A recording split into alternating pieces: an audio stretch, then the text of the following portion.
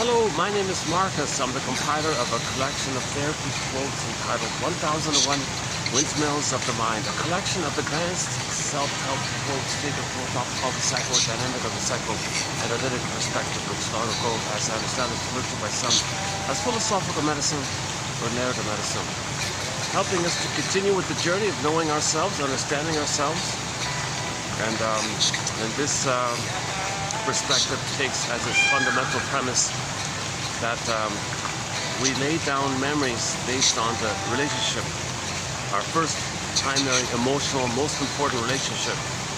We have deep memories about it called imprints, scripts and schemas and working models and intrapsychic structure, internalization, introjection, incorporation.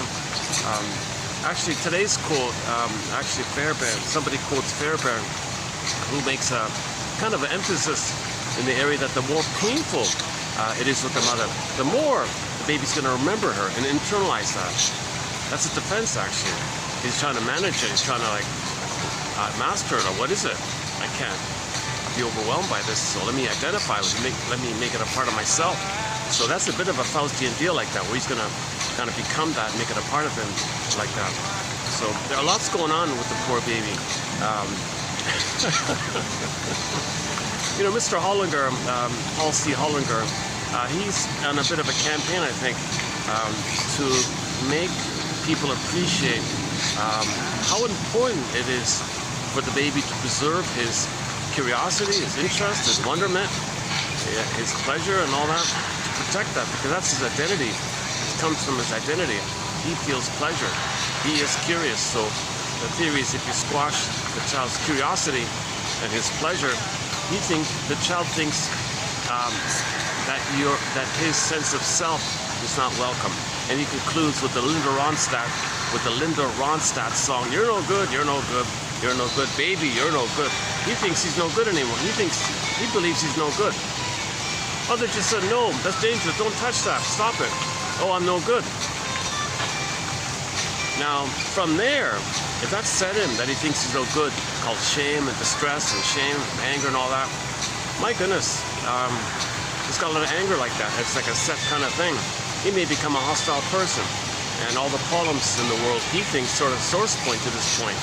So he's on a campaign to do one simple thing, an ounce of prevention, and one simple thing. Dear ladies, dear mothers, you can meet your needs for safety and order and beauty in the home and protection like that, and meet the baby's needs for curiosity and delight and interest.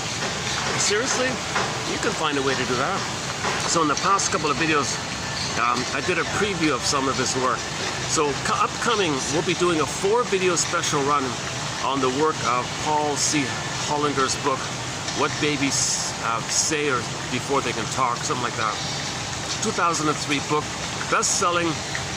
Thankfully, it's good news. It's a best-selling book, translated into many languages, and so it's very simple. He writes very clearly, and I just rediscovered that book just a couple of days ago, and I'm starting to post quotes on it. So we'll be doing a 4-video run, and I've done a preview of parts 1 and 2 already. In this video, I want to do a part 3 preview, and then in 2 weeks from now, I'll do it again properly. So part 1 was mainly about the interest idea, the big focus on interest. So it's linked to his identity. Once again, the mother says no. He thinks he's bad, no good, defective. Leads to shame and rage and anger like that. So how can the mother, what can the mother do to protect the child's curiosity, interest, and wonderment, which supports his self-esteem, his sense of identity, his sense of personal confidence and agency, connection to himself, and a positive relationship with the mother. Then he'll have a positive relationship with others, and then there'll be a positive interpersonal pattern which he can apply all of his life. So he's kind of gifted like that. So how can a mother preserve and protect this original? Oh, here, let's say hello. Let's say hello to one of the swans here. Let's see.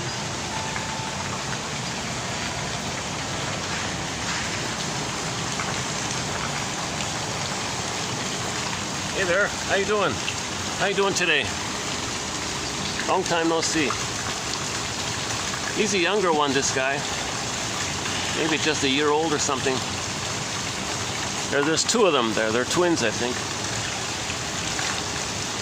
How you doing, eh? You look a little distressed, actually. You look a little sad, I think. That's because your buddy's over there. What happened? Did you have a quarrel or something? Oh, doesn't want to talk about it. All right, I get it. What's going on? It seems your buddy is a little distressed. How are you feeling? You look a little sad too. Did you two have some kind of argument or something? I think you're siblings, aren't you? You two? He seems more bright-eyed, this one. I don't know what's going on here. Animals have emotions. There's the rock star of the place. He's a legend. This one here. He's sort of the mascot of the venue. Well-known bird.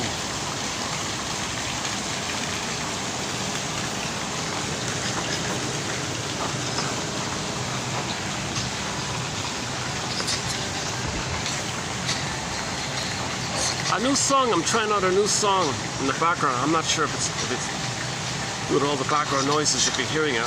But first time playing it, thought I'd give it a try, by Claude McKenzie, one of the former lead singers of Cashton. This was the chosen song by the Putumayo Company collection on Native American Odyssey, Indigenous Music Odyssey, and they featured this one of his. A good choice, very good song. A bit of a lullaby, I guess.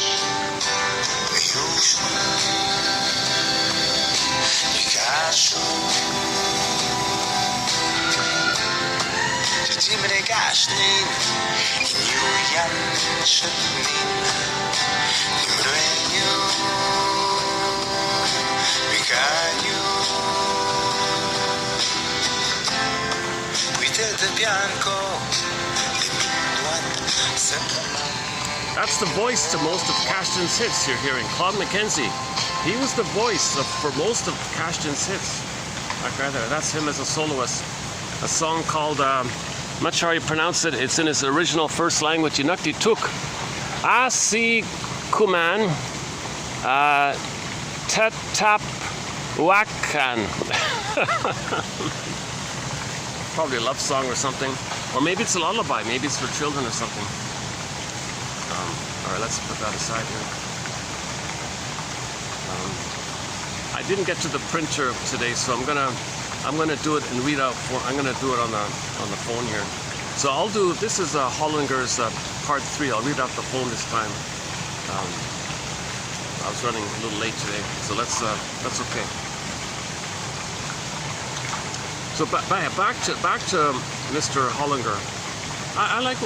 It's funny about him. He said he studied psychoanalysis and has a psychoanalytic background, but then he branched off into writing that self-help book, teaching women, look, mothers, you have no idea. You seem to have a real an impulse to anger just because the child is curious and you get angry at him. Do you realize the effects you're having on the child? He might grow up and become a really negative person, or sometimes violence comes from there. Dear mothers, hold the phone here. Control yourself. It's very easy to do. Okay, so we covered a couple of examples already. One time that the child spilled the milk. Okay, so the mother just simply said, preserve the curiosity. Isn't it interesting how the milk just flows down like that? Look at the pattern on the floor. Look at the different forms the milk takes on the floor, and it just isn't interesting. And you discovered that. Look at that, eh? And watch this. I'm going to take a paper towel and watch how the fibers in the paper towel manage to absorb up, suck up the milk. Isn't it fascinating? The child maintains his interest, his curiosity. And, oh, hold on. The whole group just walked in front of me. About a half a dozen of people here. I got people sitting on that side. Let's just wait till they're just taking a photo, group photo. Oh, they want to get the swan in the camera. Oh, that's what they're doing. I guess I can show you the behind, right? That's not a violation of privacy, right? Oh, just to be safe, that's not. Okay. So there's a group of 2, 4, 6, 7 or 8, and they got the waitress there, taking a group photo of them. Oh, it's clearly somebody's birthday, kind of thing.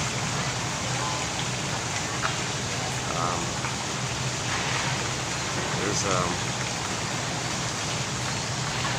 well-dressed group, maybe upper middle class kind of group, kind of thing.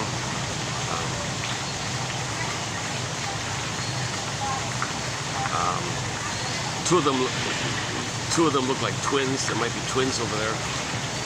Okay, why am I telling this? Off topic here. Okay, they're on their way. So let's go back to Mr. Professor Hollinger here. So yeah, he gave the example of, so just quickly, the milk spilled, and the mother said, first things first, preserve and protect the sacredness of his identity, which is expressed by his curiosity. So first things first, celebrate and delight in the child's discovery and curiosity and interest, his fascination that the milk flows like that, and it kind of falls like that, and forms little puddles like that, and hears the sounds and the splashes. He's discovering things. He's learning like that. That's a natural expression of his emerging self, his emerging interest like that. So mother's got to protect that kind of thing. So simply say, look what you found, look at that, look at you, all right, isn't that cool? What does that? Puddles like that? Look at that, let me show you another one here. The paper towel absorbs the milk, isn't that interesting? The child's enjoying all this learning and discovery, and he's not being punished or anything like that. And then then after all that, the mother does a Columbo. Oh, just one more thing. The next time we play with our drinks and all that, let's take it over to the bathtub. What do you say? We'll go to. Why don't we do it now? We'll go to the bathtub and we'll throw some water around a little bit. What do you say? So just keep it positive like that, and preserve the child's curiosity and delight and wonderment and wanderlust. New song coming up by the classic rock band Pavlov's Dog, called Wanderlust. That's the name of the album. I'm assuming there's going to be a song on that album called Wanderlust. So preserve the child's wanderlust, not wanderlust. Wanderlust. Focus on the wonder here for now. So the other example was the mother went to at length to tie a present with a ribbon. She spent a lot of time with the ribbon on the gift and all this. She was really focused on it. Spent a lot of time making the ribbon just perfect. The little kid started to pull it a bit, and then so what the mother says, isn't it fascinating that you can pull it and it extends like that? And look at you found something here. Isn't that delightful? That's pretty cool, right? So let's do this. Let's take it over to the shoelaces. Same kind of thing. You can pull the let's pick it up with the shoelaces. Pull the shoelaces. You see how the string gets longer and longer? So just a harmless misdirection like that preserved the interest, kind of thing. And I think we got another one in the preview of part 3. There's another third one like that. And I think there's one or two other ones sort of in that kind of area. Okay, so Mr. Professor Hollinger is really making a focus on protect his interest. The tendency is mothers want beauty and order and peace and quiet in the home, and so fine. The challenge for her is that when she's feeling stressed about what the kid is doing, breaking the ribbon, making a mess, and she's starting to feel, she's got to notice the stress. Stress leads to anger. Actually, the stress, you could say it's stress and fear, like worry, stress, fear, anger, it's all kind of linked up, like distress, fear, worry, pains, distress. In that kind of mode, before it gets to anger, she's got to look for these kind of options and alternatives to protect his interest and protect her needs, protect the baby's needs. And so she can be creative like that, be a little savvy. He said, figure out some way to meet both people's needs. If she misses that opportunity and if she does click over to anger, then she's got to downgrade the anger by saying to herself, okay, I'm angry here. That means there's a lot of stress. Bring it back to the stress, and she can round two like that. And now if she gets up to the anger and she's impulsive and shouts, no, don't touch that, what's wrong with you? Whoa. And that's what a lot of mothers do. A lot of mothers, they even cross over into corporal punishment. And he talks a lot about this. So that's even getting worse. The mother got angry, she's shouting, verbally abusive, and some even like smack the kid. Like, whoa, that's corporal punishment. And so he's on a huge campaign to end this nonsense. Like, mother's got all the power. The little baby's a week old, or 2 weeks, month old, or whatever. Oh my goodness. Let's help out the mothers here. So first of all, let the mother appreciate that for the child, his learning is a big deal. There's a lot going on like that. Mothers are too focused on their needs, you know, and let me take a, I don't know if the fan, yeah, I forgot to ask for the fan. Let me take a perspiration moment here. Hold on a sec. Let's play another song. All right. And I'll be back in a minute. Hold on a sec.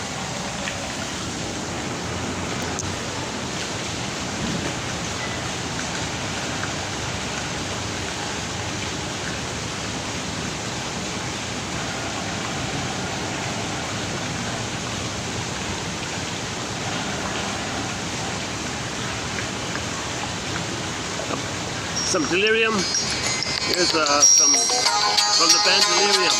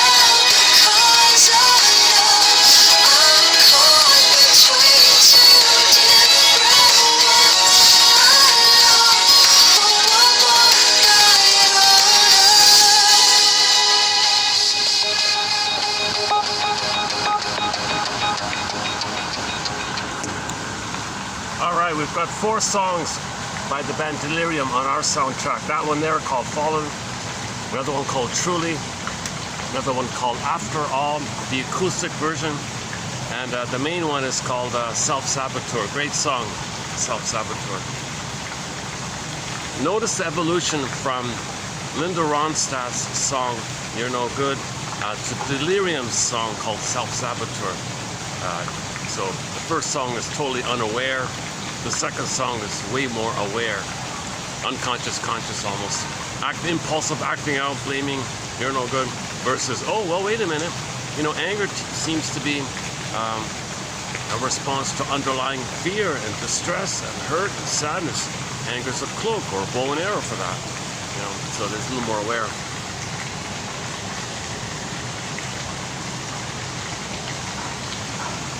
Before I forget, yeah, there is a clip on YouTube. If you type in Paul C. Hollinger, corporal punishment, there's about a 50-minute Q&A with him there. It's very good. It's very good. And his website has a blog, so he's got a few entries there, a few articles like that. So maybe, I'll just jump into part 3 here. Let's do that. Okay, this will be a preview. So we talked about interest already, a little bit about the stress. So in part 1, I focused on this thing about interest a lot, and in part 2 is more about the stress one. So this one's going to be maybe a little bit more about shame, shame and anger. Shame and anger. Let's see how it goes here. Yeah, I really miss the printout. It's kind of annoying. Let's give it a try here. Okay, anger results. Okay, anger results when a negative signal, such as distress, is sustained and becomes excessive. Okay, so the baby's needs are not met. That's stress, distress. Okay, that's pain. Anger is an expression of that. Anger is an expression of the stress due to the needs not being met. Anger is an expression of stress, distress that comes about when the needs are not met. The primary need for the babies, he focuses on beyond the obvious, safety and soothing and warmth, the curiosity one, the wonderment one, the learning one. If he's bored, there's nothing for him to do, his need for learning and exploration, he'll be naughty. He'll be angry and be naughty. Right? So a lot of this naughty, quote-unquote naughty behavior is because no one gave the baby something to learn, something to focus on, some curiosity. Maybe it was already squelched in him already. Maybe there were too many no's inflicted upon the baby in a prior state. Now he's afraid to know his interests. He's afraid to self-activate. He's afraid to discover. So he's going to be bored all the time. He'll be naughty all the time. So there's a key link like that. That's why the mother's got to protect the child's wonderment and curiosity. Even if he spills something, look at that. Look, the water flowed, the milk flowed, or the water flowed, or that fell down. Look at the sound it made. Wow, interesting. You made that sound. Look at that. You did that. You know, interesting. You know, and oh, by the way, next time, you know, let's do a Columbo, and next time we'll take it to the bathroom or whatever. Or, the example was the saucer. The family had a very expensive, like a dish, saucer dish, fine china, beautiful, intricate kind of thing, like an antique or something. And the child somehow got a hold of it and was playing with it. Oh, we get him in. So the mother wants to protect this beautiful, expensive item, the saucer like that, the fine china. And so the mother said, "Isn't it interesting, this saucer? Isn't it beautiful? Isn't it delightful? Yeah, I like it too. You love it too. Isn't it very nice? The colors like that, and it's so fine and special like that. So yeah, you found it. That's great. So why don't we take it over to the plush rug? We'll take it over to the rug, and then we'll look at it together some more. You know, so we make sure that we can always enjoy this beautiful saucer of ours. What do you say? Sure, Ma. Yeah, okay, cool. Let's go to the rug. Where's the rug? Yeah, over there. Oh, we'll unroll it. We'll get the rug out. So you met everybody's needs was met. The baby's needs to play and learn, discover. The mother's needs to protect the expensive item. They're simple like that. So he has a lot of examples in that kind of area. We'll back up a sec. So he argues that in the quote-unquote baby watchers all around the world discovered the same thing. That right from the get-go, babies with their facial expressions show a consistency of 9. Well, he believes there's some debate about exactly what to name the emotions. How many emotions are there? How many feelings are there? But whatever it is, he kind of goes with the 9. So just quickly, distaste and dissmell, those are easy ones. So distaste, okay, repulsive taste. So you're rejected like that. So that's called disgust, just like a physical disgust, called distaste or disgust. Dissmell, similar to that. Okay, so now that's 9. So that's 2, right? Those are 2 easy ones, sort of like physiological ones with your food and all that. Okay, now on the pleasurable side, the main ones are interest. Okay, a lot of synonyms for interest. Okay, like curiosity and wonderment and so on. Excitement's in there. Sort of you can even think on a degree, like mild interest, enthusiastic, great, more enthusiasm. So, anyways, interest, and then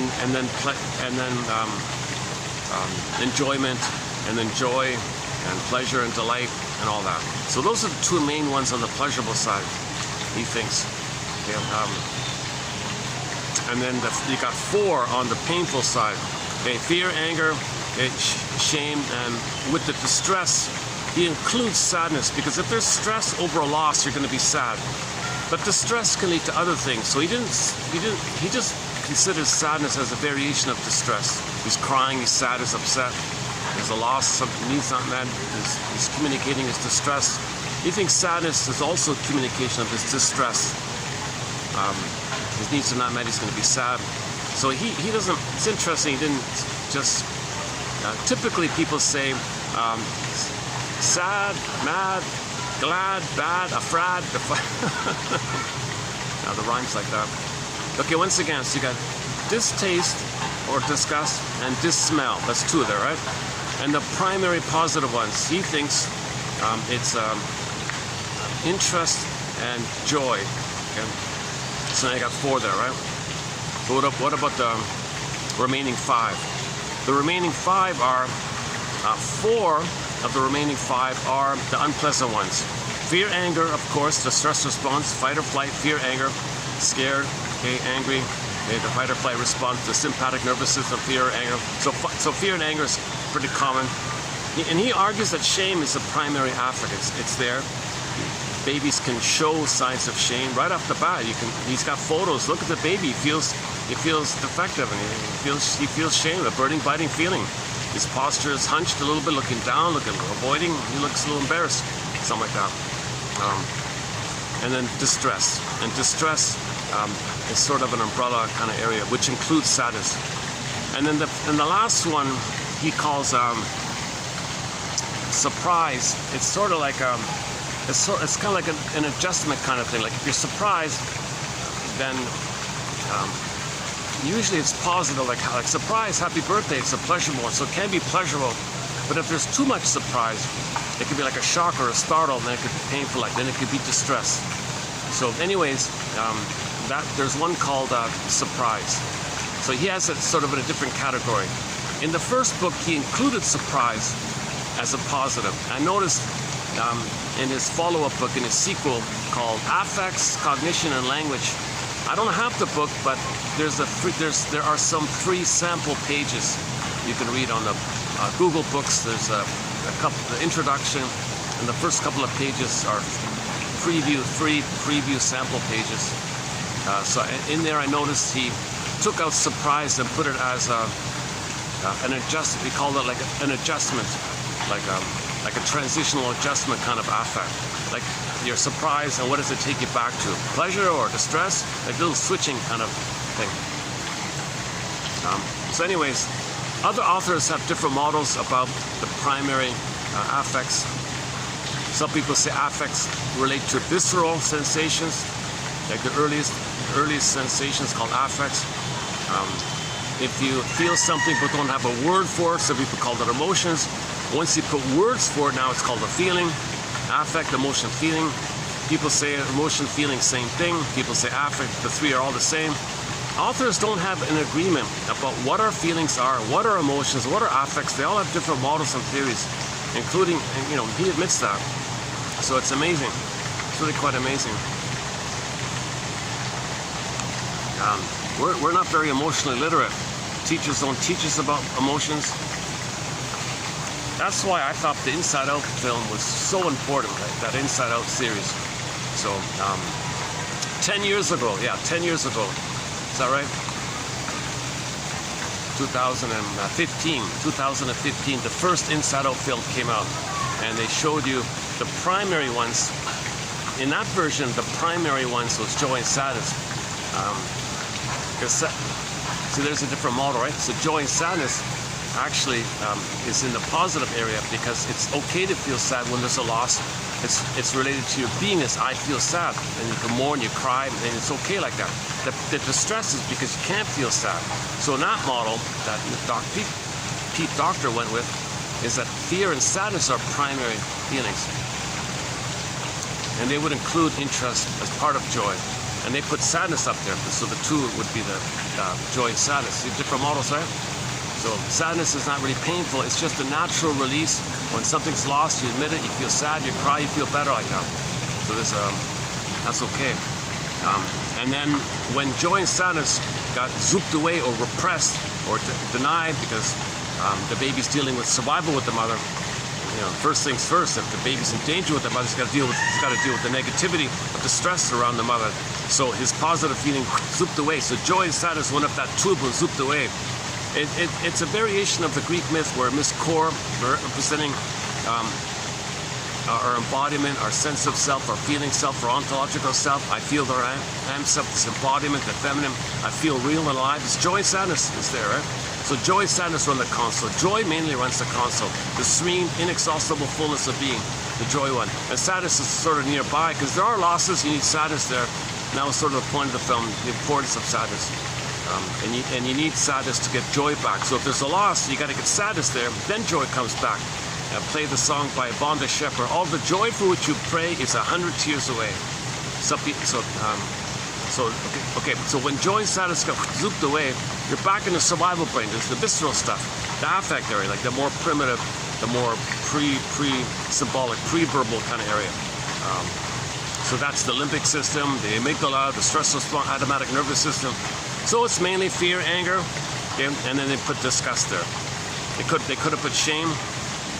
And in the sequel done last year, 2024, the sequel came out. They were planning to put shame on there, but they said for whatever reason they trimmed it out.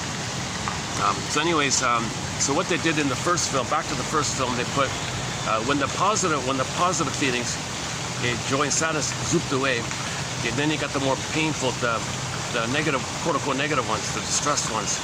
So fear and anger had to be there. That's the stress response. You gotta have fear and anger. That's the stress response. They didn't put shame for some reason. Maybe it's too complicated to deal with. Maybe it's just maybe they were worried the audience didn't want to be exposed to the idea of shame. Even the word triggers people, you know.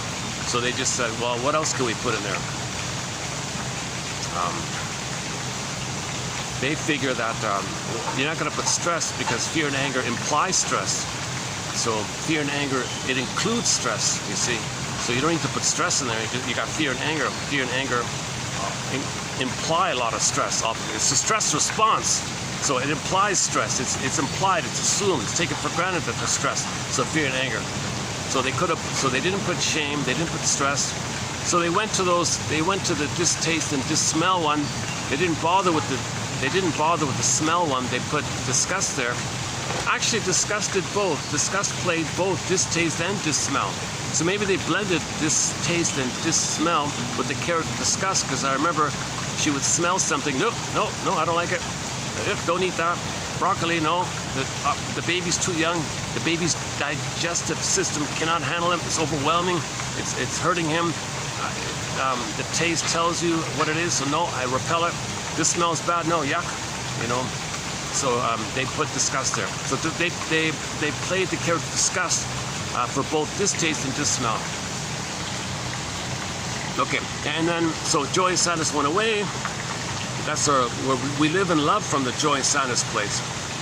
If you don't have joy there, if you don't have the blue jay of happiness, the bluebird of happiness, the golden ball, the radiance of your aliveness of feelings, the golden ball, that's all gone.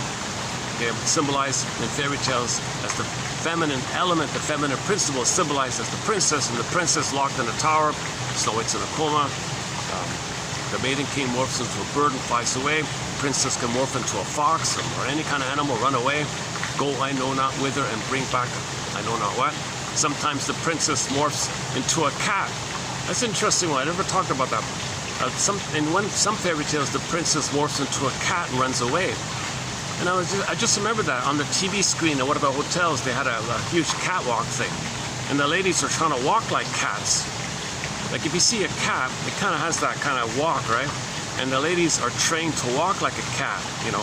The cat walk, they even call it the cat walk, you know. So men are drawn to the image of the symbol of the cat, and you got a woman, beautiful woman. So you got a beautiful woman who represents mother. Like the woman of all women is the model, that's mother. And if mother can walk like a cat, that's your embodiment. So you're triggering the embodiment of the cat, and so that's the way she walks, like a catwalk. Plus, she's considered to be the women of all women, right? The prettiest, tallest, slimmest, whatever, the models and all that. So you put it together. A symbol of the woman who represents the most desirable traits of women, the woman that represents all women. That's click, that's mother. Because for the baby, the mother is the woman of all women. The women of all women for the baby's the mother. So you put the prettiest on the catwalk, that's going to click the mother. Now you tell the model lady to walk like a cat, because that's embodiment. And the cat is a symbol for embodiment, this princess. And look how the cat walks embodied. So imitate the cat, so they call it the catwalk. So you kind of, that's a clue, like that's a new added point there. Jesus, yeah, I regret not calling. I thought I could get by without the fan. Yeah, I made a mistake here. Okay, let me do another quick little song here. Let me take another perspiration moment here. Should we play another Delirium song? Delirium's awesome. I only have the 4 songs by Delirium, but man, oh man, those are great songs. So we played Fallen last time. Why don't we play another Delirium song? Okay, let's play After All then. This is the acoustic version of the song After All, yeah.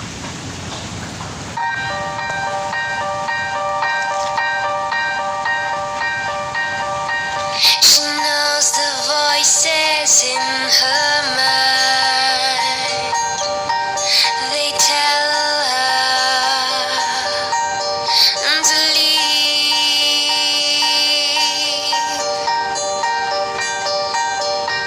She's tired, smiling madly,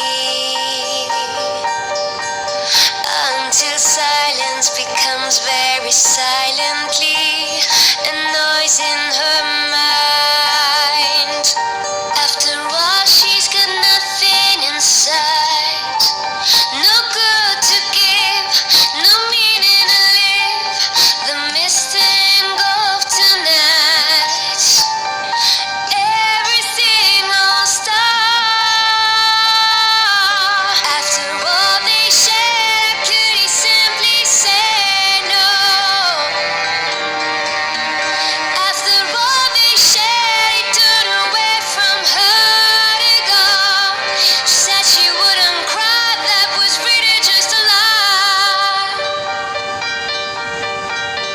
She knows the noises in her mind. Nothing's left but screaming silence. After all, she feels numbness inside. The feeling's gone, she's upside down. The pictures behind her closed eyes. This time you went too far.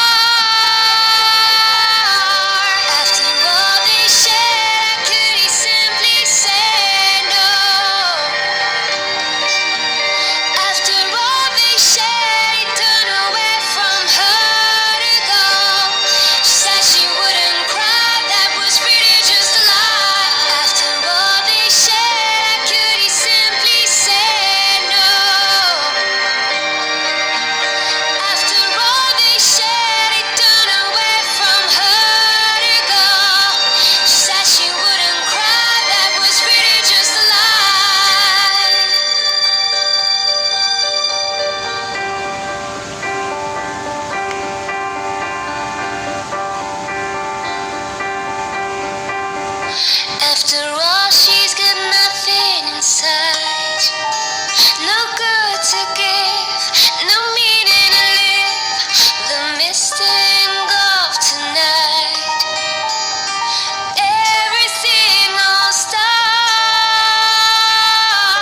After all they shared, I could have simply said no. After all they shared, he turned away from her to go. She said she wouldn't cry, that was really just a lie. After all they shared, I could have simply said no. After all they shared, he turned away from her to go. She said she wouldn't cry, that was really just a lie. After all they shared, I could have simply said no. So how could the mother say no to the baby's interests and needs? Come on, mother. How is it that you can not be creative enough, savvy enough to figure out a way to preserve my interests and meet your need for safety and order in the home like that? Come on. Jesus Christ, mother. Don't act out. Be creative. Identify that your anger is an expression of stress. And okay, let's go back to the quotes here. Hold on a second. Yeah, so let's do that again. So Marie-Louise von Franz has a book about, is it the redemption motif or something? Something about the cat is the feminine or something. She's got a book on this topic. I haven't really read it yet. I did parts of it. It's kind of hard to read her material sometimes. Anyways, she also refers to some fairy tales in folklore and literature around the world that the princess, okay, a symbol of the feminine element. The feminine element is a symbol of the embodiment. The embodiment at home within is called the feminine. You feel real and alive, it's called the feminine, so they make the princess. Now if the princess is going to be exiled, like Rapunzel, okay, or like Snow White, where she gets repressed, sometimes the child identifies with the aggressor. So the soul has to fly away or run away. So the person's embodiment metaphorically was exiled because the mother was dangerous. Mother was scary. She was not meeting the baby's needs. So the aliveness side symbolized by the princess had to run away, locked in a tower, in a coma in a glass box like Snow White. But sometimes the child makes the very disturbed phenomena where he becomes the mother and shames himself. Now the soul's got to go further and further. So it morphs into a bird, or morphs into a cat, or morphs into a fox, or whatever, and runs away. Speaking of the swan, what's up?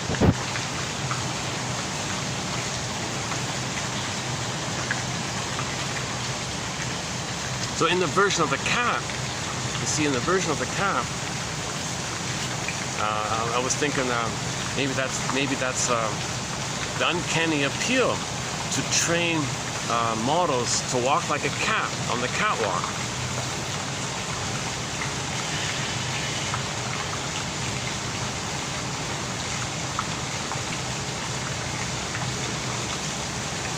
So once again, the men have baby boys are deeply imprinted with the mother, right? So obviously when the baby boy is born and his mother's there, there's going to be an imprint there, an attachment there. Baby boy and the mother, imprint. The first imprints with the mother, obviously. So it meant, but if the mother's painful, the tighter that imprint it is, the deeper that imprint is. It's so-called emotional contagion effect that impresses more deeply, the imprinting effect. So he's more deeply imprinted with the mother like that. Now, if there's pain like that, and the more pain there is, the more the imprint. Now the person goes through life with this deep imprint, with the unmet need for a loving mother. So you got to find an ideal mother. Well, how do you find an ideal mother? Now supply and demand. People say, oh, all you traumatized boys, you're looking for ideal mother? Okay, well, we'll find some pretty girls. Let them walk down a catwalk. So number one, she'll be the women of all women. For you, that'll be the mother. If we present her as the women of all women, the prettiest of the prettiest, whatever, then that'll click for you the imprint. women in general will click the imprint, but if she's considered the women of all women, that clicks for the baby. Well, the mother was the woman of all women kind of thing. So that's part A. So that's an allure like that. So you got all these men watching the pretty girls walk down. Number 2, the girl has to show no emotion. The girl has to put on a stone face, a cold face. She can't show any. She got to be like a gold digger kind of girl. She's got to be cold and aloof,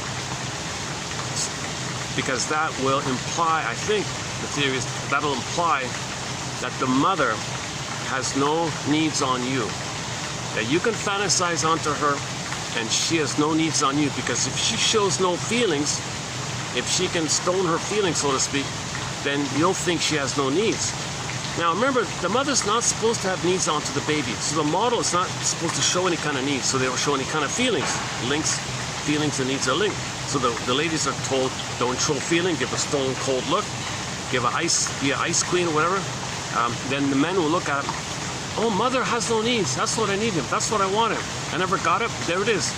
So, okay, back up a sec. When there's trauma, we have the unconscious hope for the fulfillment of old unfulfilled needs. So for the baby boy, his need was for a loving mother with no needs on the child, not using the child, not demanding on the child, not impinging out, not saying all these no's and demands on the child. Baby didn't want that kind of stuff. The mother was supposed to not have needs on the child. It's the opposite. She's supposed to meet the baby's needs, not use the baby to meet her needs. So the model is not showing any emotions, because that'll click that the mother had emotions, that'll click that the mother had needs, that'll click that the mother was demanding and impinging and engulfing. So the models are not going to show that. So they're encouraged to look stone like that. You can see them walking with a real cool, aloof kind of thing. Okay, part C. I want to add part C here. The new one, the new bit on this is unexpected topic. All because in a hotel there was a catwalk thing on the screen, so I had to comment on it. So I'm still trying to process.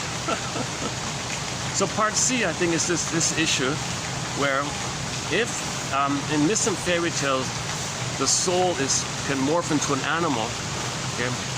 So train the women to walk like an animal. Now, what animal are you going to choose?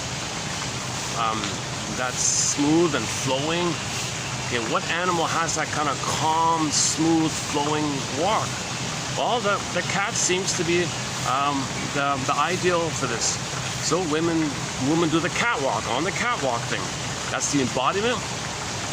So the mother's embodied. She shows no feelings. The breast has no demands on the baby. The model has no demands on you. Baby can fantasize, but that was trauma there, so you fantasize on the model. She doesn't, okay? And then, and finally, of course, the most important of all, she's the symbol of mother. She's the symbol of, the model is the symbol of mother. Somebody said that the Playboy will only marry the top model, because that'll be the symbol of the mother. Otherwise, they're always looking for the closest thing they can get. So they're never satisfied with the run-of-the-mill women kind of thing. So, okay, the topic of Don Juan, Don Quixote, and the Playboys and the woman, that's a separate topic. So, now part 4 on the catwalk thing. I'm guessing part 4 of it all is that when the woman looks cool, aloof, she's also trained to appear. Related to her being cold and aloof is, I don't need anybody. I don't need you. I'm self-sufficient, autocratic. I don't need anybody. I'm in my own bubble. I meet my own needs. So if the woman can't show any needs, she's got to think that she meets her own needs. So women walk on the catwalk, let's say, and they have this air that I'm in a little bubble, solipsistic bubble, and I meet my own needs. I don't need anybody. I give it to myself. I do it for myself. I give it to myself. I don't need anybody. Okay, that'll click for the men watching, let's say, that they didn't get that period of time when they were king and a god, all autocratic, infantile megalomania, unconditional, hallucinatory, unlimited, blissful oneness. So the woman represents this, I don't need anybody, I'm a little self-sufficient God or something. I'm the universe. I don't need you. Because the babies think they're little kings and gods, but the trauma there. Okay, then you look at the women and they act like that. That's an uncanny draw. Okay, to those other previous three. So you got four kind of factors involved, like this. Oh, we can add a fifth one. In the last video, I just accidentally passed by one of those beauty places, and we added a new point that some women want extra power, so they get the augmentation area to increase seductionist power. So maybe women want more power because they've got enough power already. They got the imprinting power, so they got a lot of power by the imprinting phenomena. All men are imprinted to the mother, so women know this, so they have automatic power already. Yeah, we're not talking about sexuality. We're not talking about that kind of area. Just talking more like emotional needs area for the time being. Okay, so the imprinting power. If she's kind of aloof, if she acts like a bitch, okay, that implies she doesn't need anything. Well, the mother's not supposed to need something on the baby, so she acts like that. So she's a woman. She can act like a bitch. Maybe she learns to walk in a alluring, seductive way, like a cat, maybe. But maybe she's not so the prettiest of the prettiest. So she goes to the clinic and tries to augment things, all those things they do. So she's trying to keep up, so to speak. It's sad. It's really sad, right? It's really kind of sad. It must be something psychological. It's really quite explainable. Play Katie Lee's song, It Must Be Something Psychological. We now have 5 songs by the singer Katie Lee on our soundtrack, discussed in recent videos. I won't do it here again. Today seems to be Delirium Day, so we'll stick with Delirium for the rest of this video here. Okay, let's go to part 3. Man, oh man, I'm sweating there already. Okay, let me take another perspiration break. Yeah, I really missed it with the fan. There's no breeze here. Oh, son of a gun here. Okay, let's play another Delirium song. Now, hold on a second.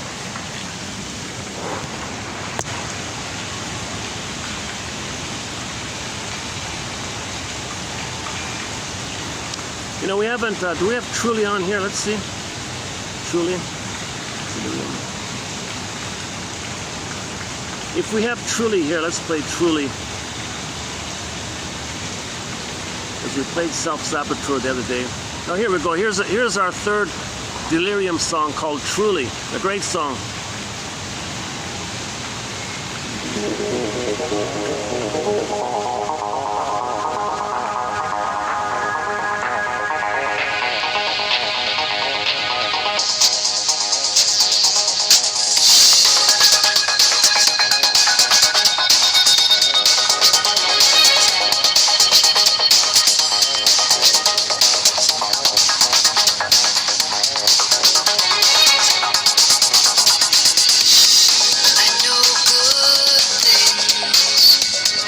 I know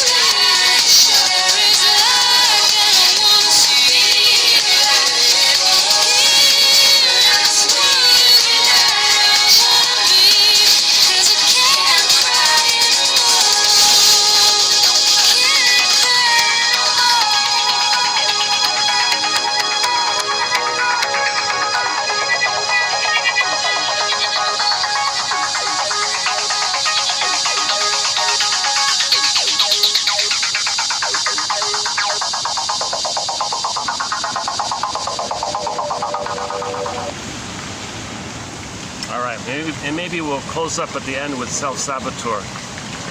Probably their greatest song, I think. Yeah, I would say I would give that the number one. My number one vote is Self-Saboteur.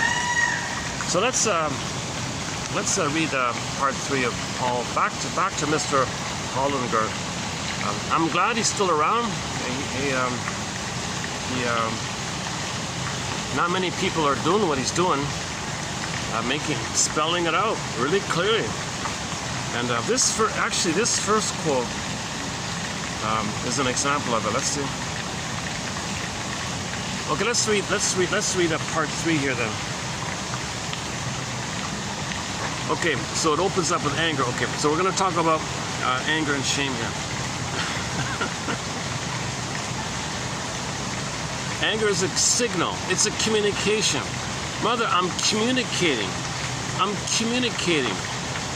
So mothers are not meant to think, oh my God, he's naughty, he's a brat, he's spoiled, he hates me.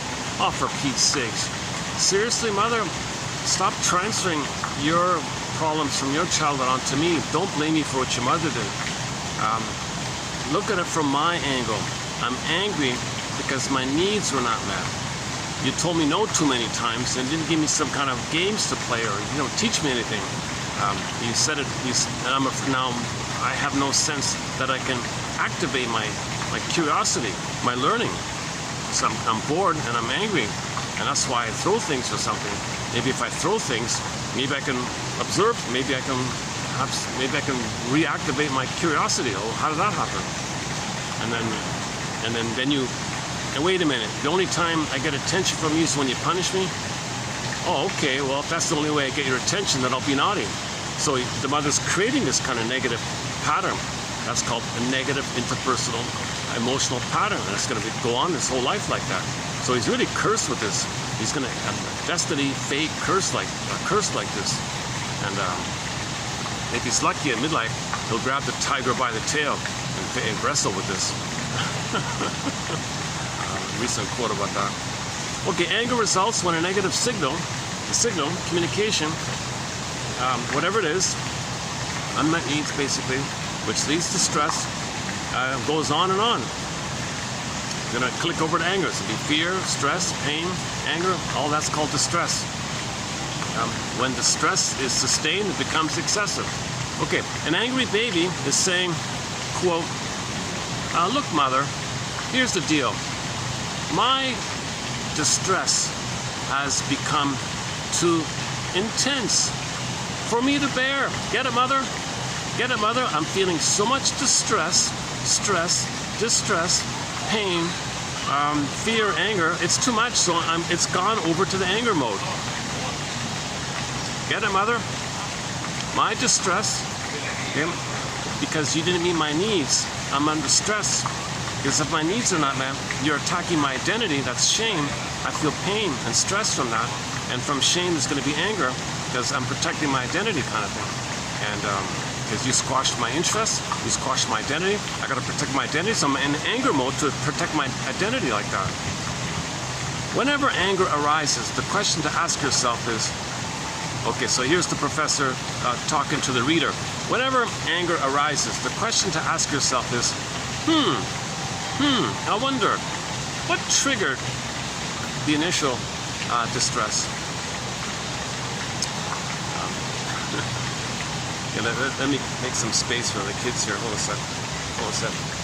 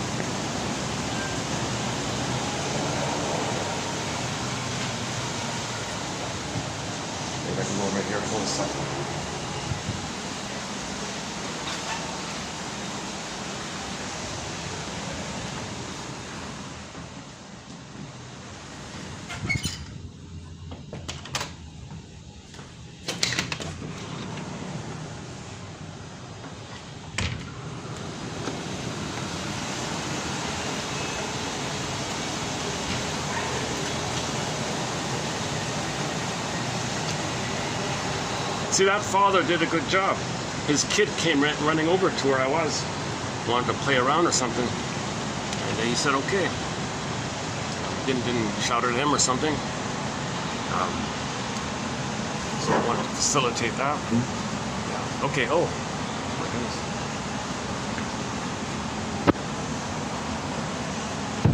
The very topic at hand here. So that kid I just saw that had a lot of curiosity with the swan and the area where I was sitting kind of thing. There's a swing nearby me kind of thing as well. All right, hopefully the kid won't take my stuff.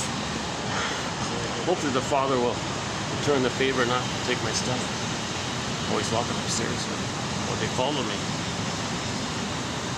My bag is still there, all right. Hopefully he's an honest character.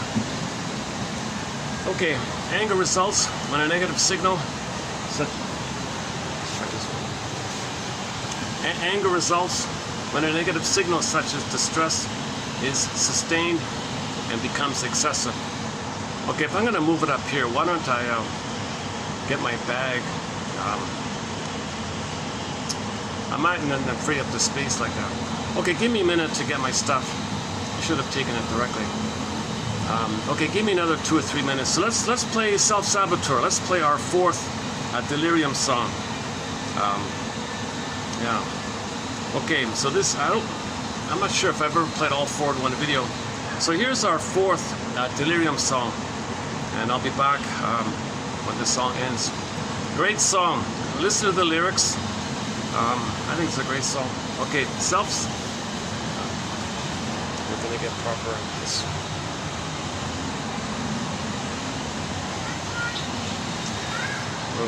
Okay, just right here. All right, let's do it here then. There won't be much of a view, but let's listen to the song. Forget about the view. All right. Oh, hang on. That's not it. Hold on. That's got centers. No, next one. Self-Saboteur. This one.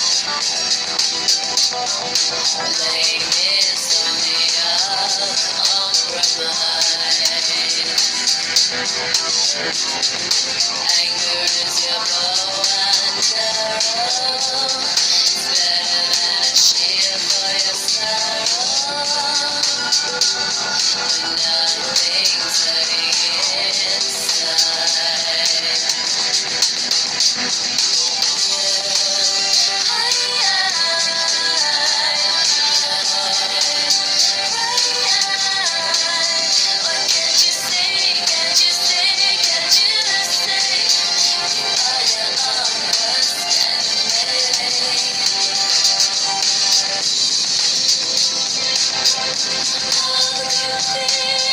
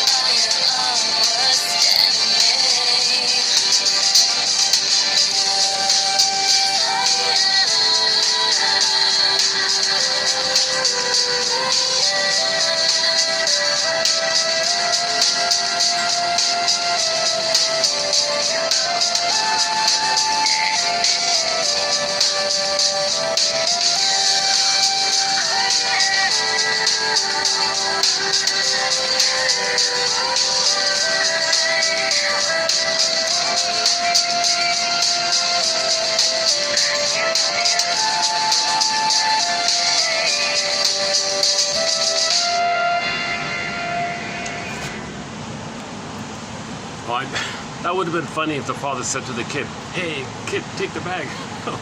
Just kidding. No, they're fine. Just joking.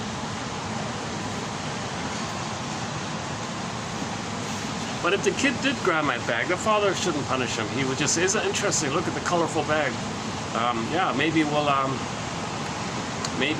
let's go to the shop and see if we can find something similar.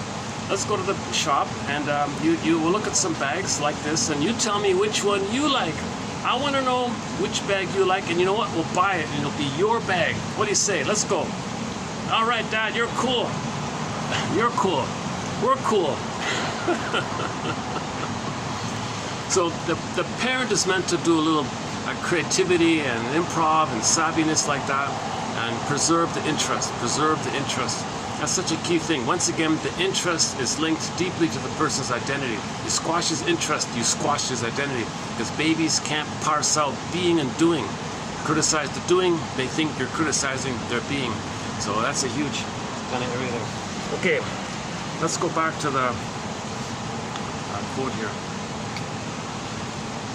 Okay, anger results when a negative signal such as distress is sustained. It becomes excessive. An angry baby is saying, quote, my distress has become too intense for me to bear. You get it? Unquote. Whenever anger arises, the question to ask yourself is, so the baby's distressed, eh? The baby's angry? What triggered the initial distress? What was the unmet need that led to his distress, which then led to the fear and the anger? What was the original thing? What was the baby's unmet need, the child's unmet need, the person's unmet need? So identify the unmet need, which led to the distress, which then leads to the anger. So instead of just countering the anger with a label, you're bad, you're no good, whoa, that's at least a shame and a negative pattern. Then you can try to act promptly to remedy the situation.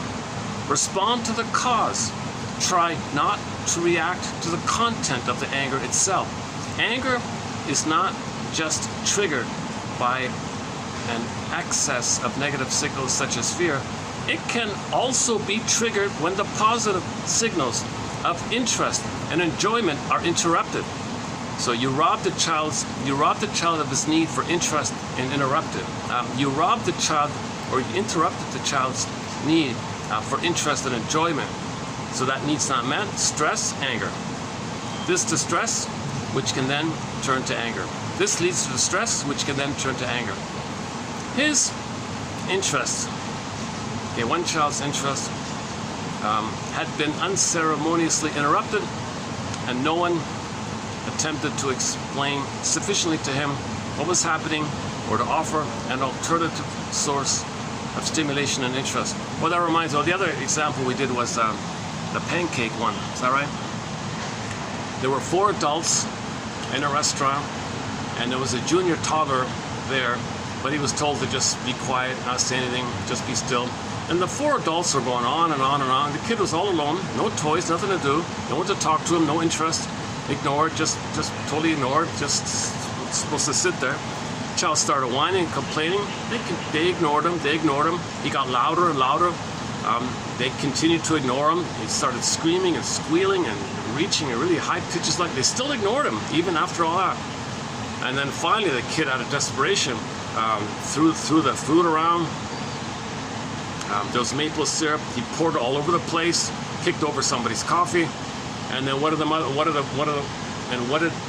adults do? He shouted and demanded an explanation. Why did you do that? Like, whoa, seriously? And the quote was, if the child could speak, well, dear 4 adults, you were being very rude here, and you ignored me again and again, so what am I supposed to do here?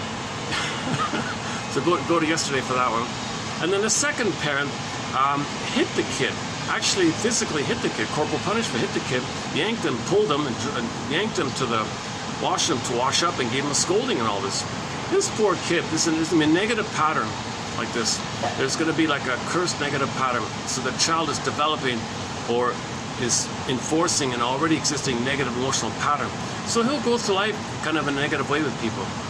He needs to have internalized a positive emotional interaction. And that's done when the needs are met. So the child's needs were not met. He was bored, ignored, no connection, no interest. Actually, he's kind of being shamed because they're ignoring him like that. So he's kind of excluded. So a lot of the child's needs in that just pancake story is that, boy, it's even hotter up here, my goodness. Man, oh man. It's still pretty hot around here. Oh, breeze. Jeez, where can are they still there? Let's see. Maybe I can go back.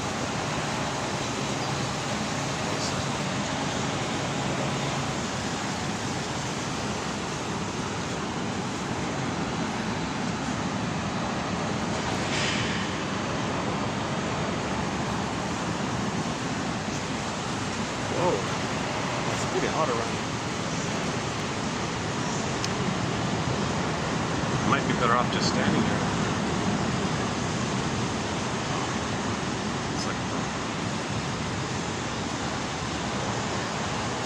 Okay, let's keep going here.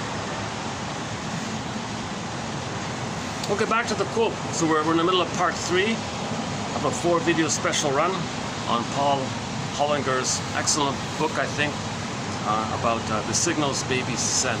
What they say before they can talk, something like that.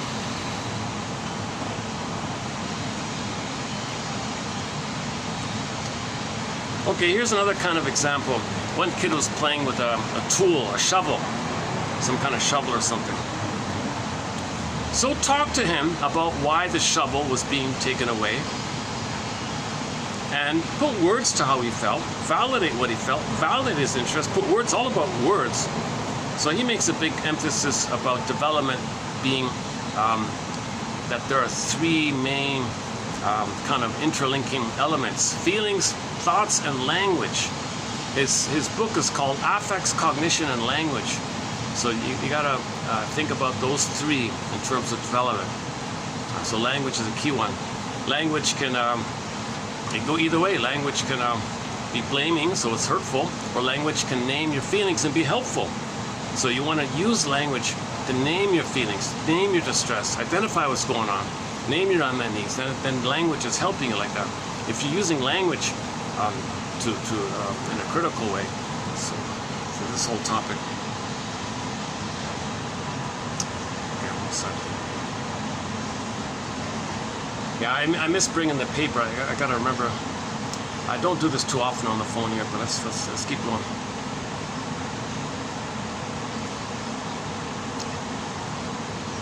So the kid's interest in playing with the shovel was okay. Same thing. He was playing with the shovel. The parent got angry, shouted at him, "Don't touch that."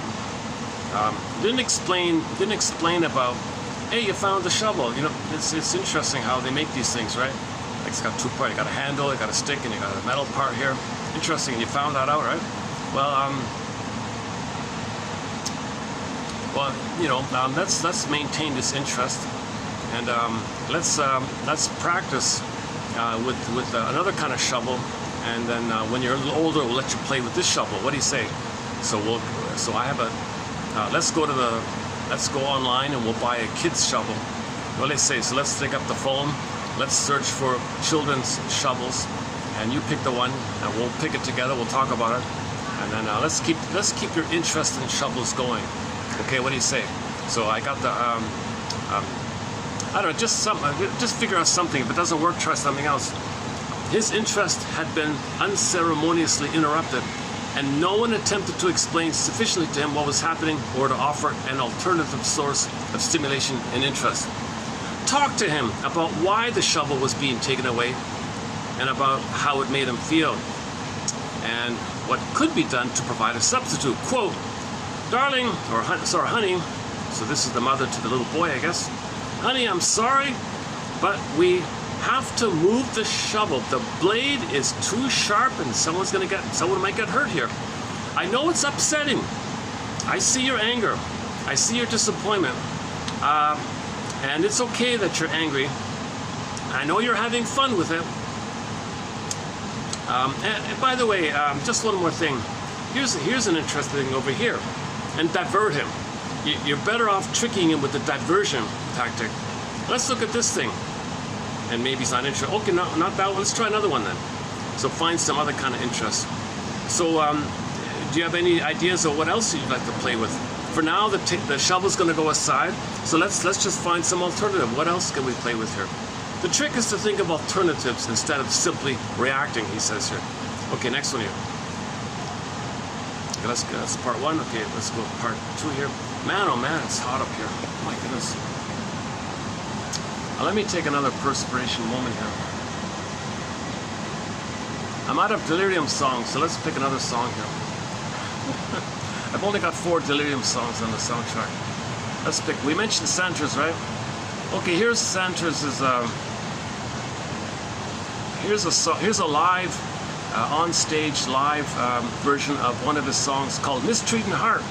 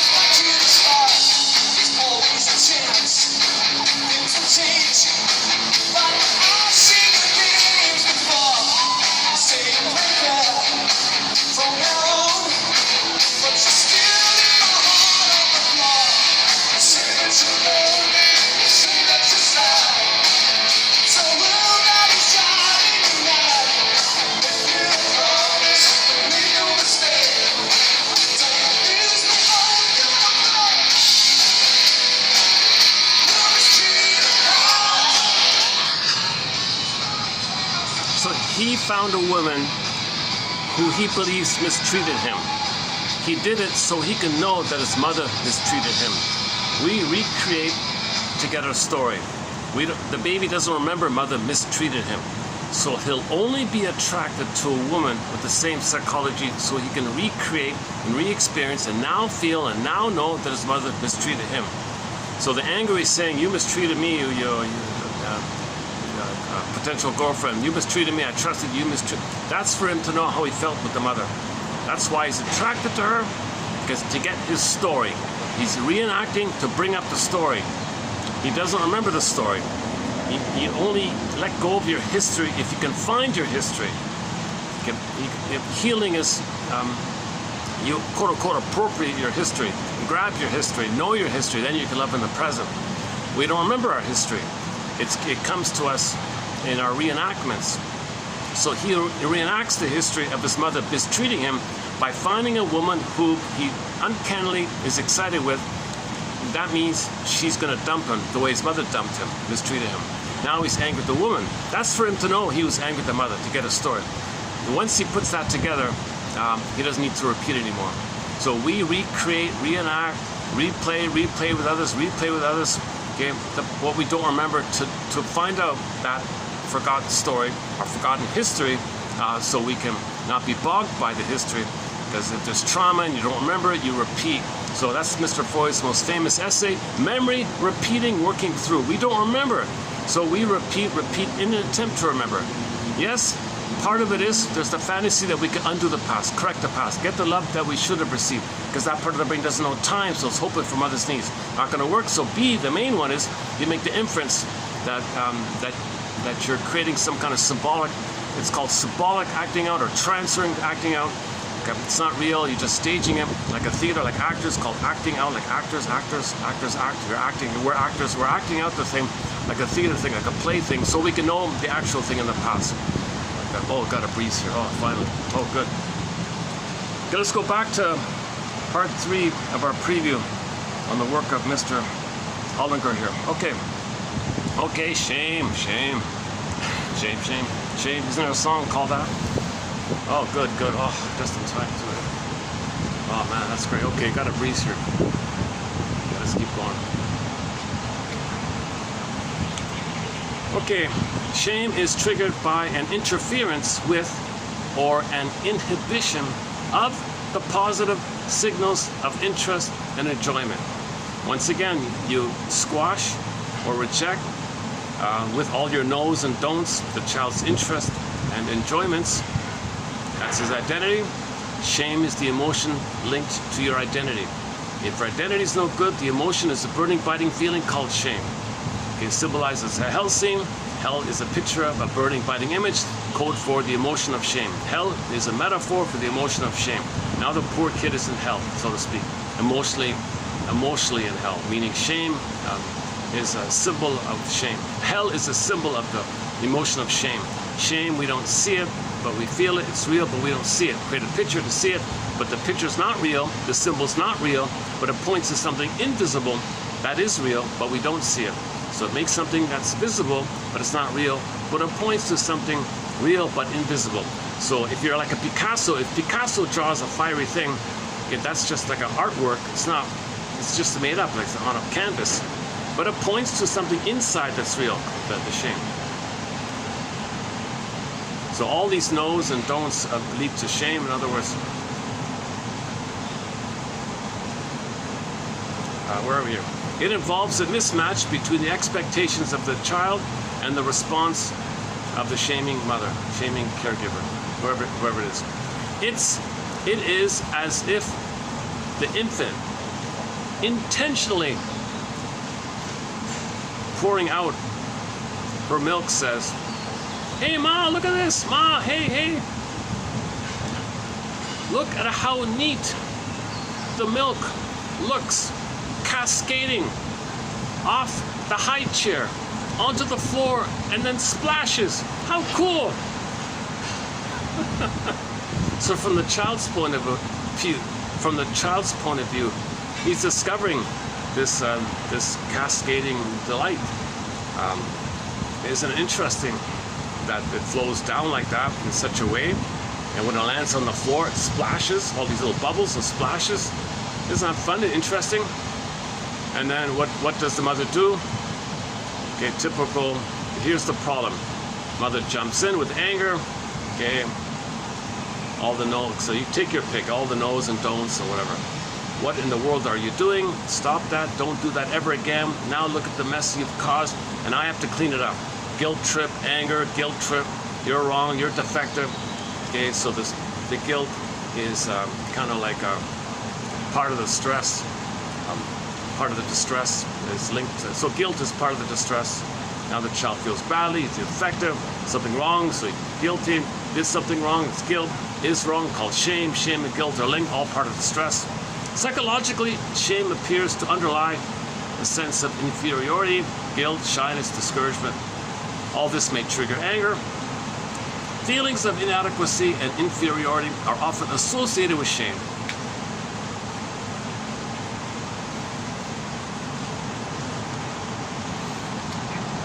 So once again, that famous book by Mr. Rosenberg, a guy named Marshall Rosenberg, Language of Life, NBC, makes a big emphasis on the link between feelings and needs. When needs are met, you feel pleasant. Needs are unmet, you feel distressed. Simple little link between feelings and needs. So if the baby's showing distress, his needs were not met. Look for the need, identify the need, find the need, search for the need, interest, joy, okay, and so on. Okay, connection, family, safety, curiosity, learning. Safety is a big one. Connection leads to, they're kind of linked, connection and safety. Attachment means you're going to be safe. When the baby connects, he's going to be safe. So they're kind of linked off. They often go together. So often the main needs are attachment and safety. And then the exploration, then the interest, and things like that. Uh-oh, hang on here. Lost the page here. Oh, hang on, let me get it back here. Uh-oh. This phone is so sensitive, it's so fickle. You barely, you barely touch it, everything freaks out. And let's get it back here. Okay, let's get back here.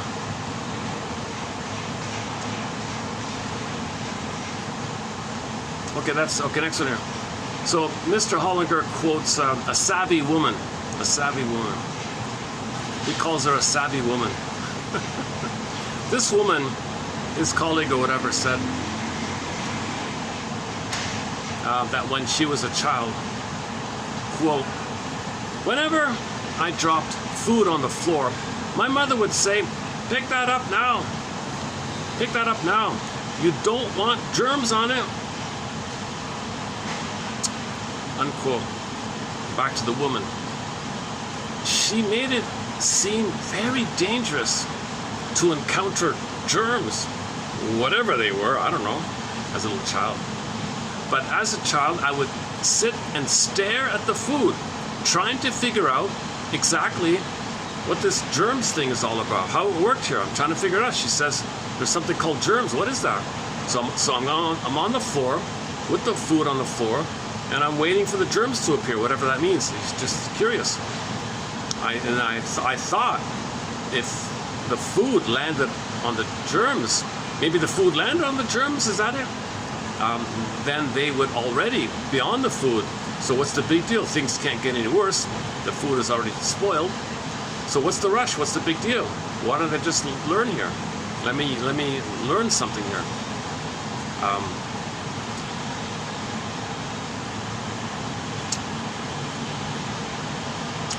But if the food became more germ covered, the longer it sat on the floor, then that meant distant germs somehow got the message that the food was there and traveled across the floor to get the food. Maybe the child thought it was like a little micro answer, a little red answer or something. I'm not sure what the child doesn't know yet, right? What are germs? Are they little ants or something? I wanted to see this process. I wanted to see what's going on. The food dropped. Mother shouted about the germs. Yeah, what about the germs? So I stared at the food, wondering what was going on with these things. I couldn't express any of this, of course. And so I seemed to be stubbornly turning a deaf ear to my angry mother. And then she got more angry. She started shouting. She was in a rage at this thing. She was freaking out big time. It made me very confused about what's right and wrong here. I've never forgotten that. And it has changed how I think about children's experiences of the world. I always try to explain how things work and to tell my children why I asked them to do something. There's a lot going on in those little minds, and those thoughts deserve respect, even if they are as invisible as those stupid germs my mother was always talking about.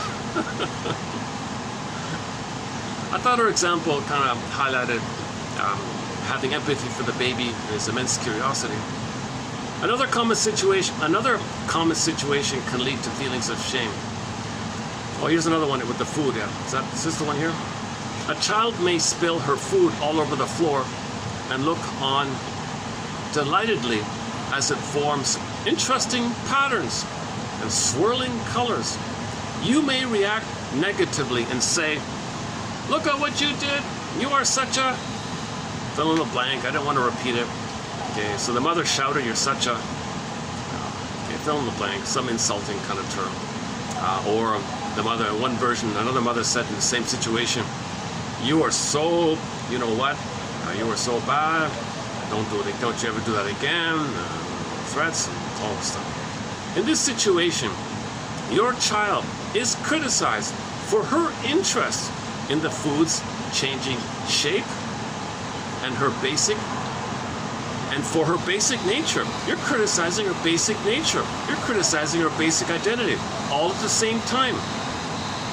You're criticizing her basic nature, you're criticizing her identity, and you're criticizing her interest all at the same time. It's fused up for the child. What you may fail to appreciate is that the whole process of spilling food is wonderful for your child. She loves the noise, the shape of the fallen food or liquid, the droplets bouncing around. Quote, "I gotta see that again. I want to do it again. Spill it again. I want to see it again," thinks the child, and throws more food onto the floor. "Look at that, I want to see it again." So curious, do it again. We can play Street Hearts.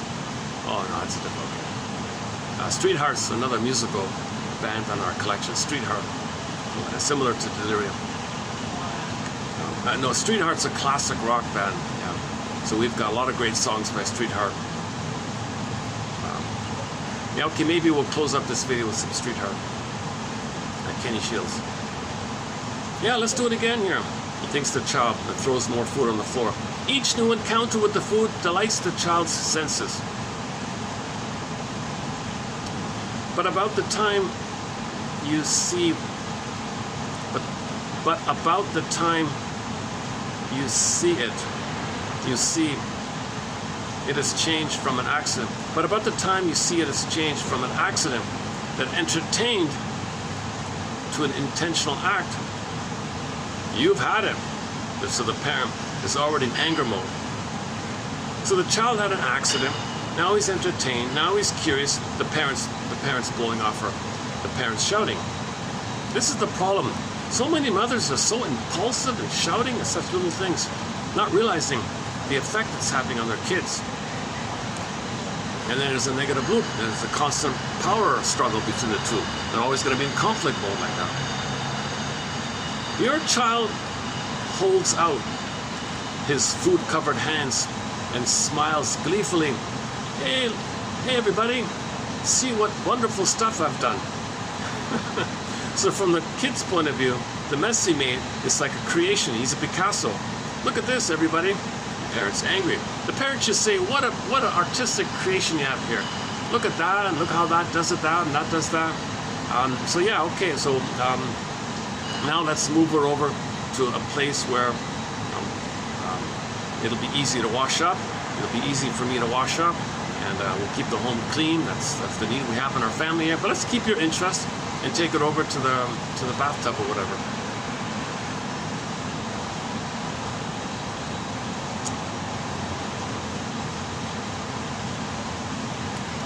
But you overlook the wonderful adventure.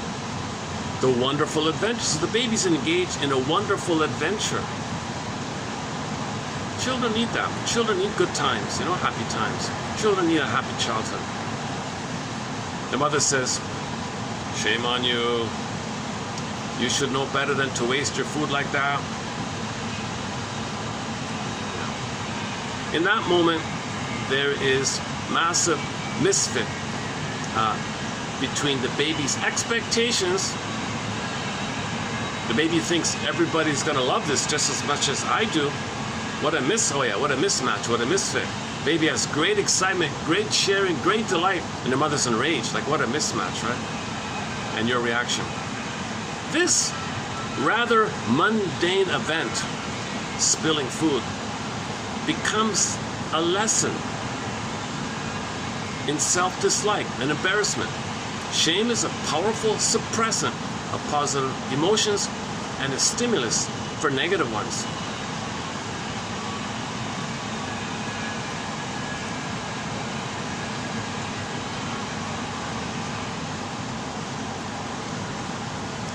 I think he's right on.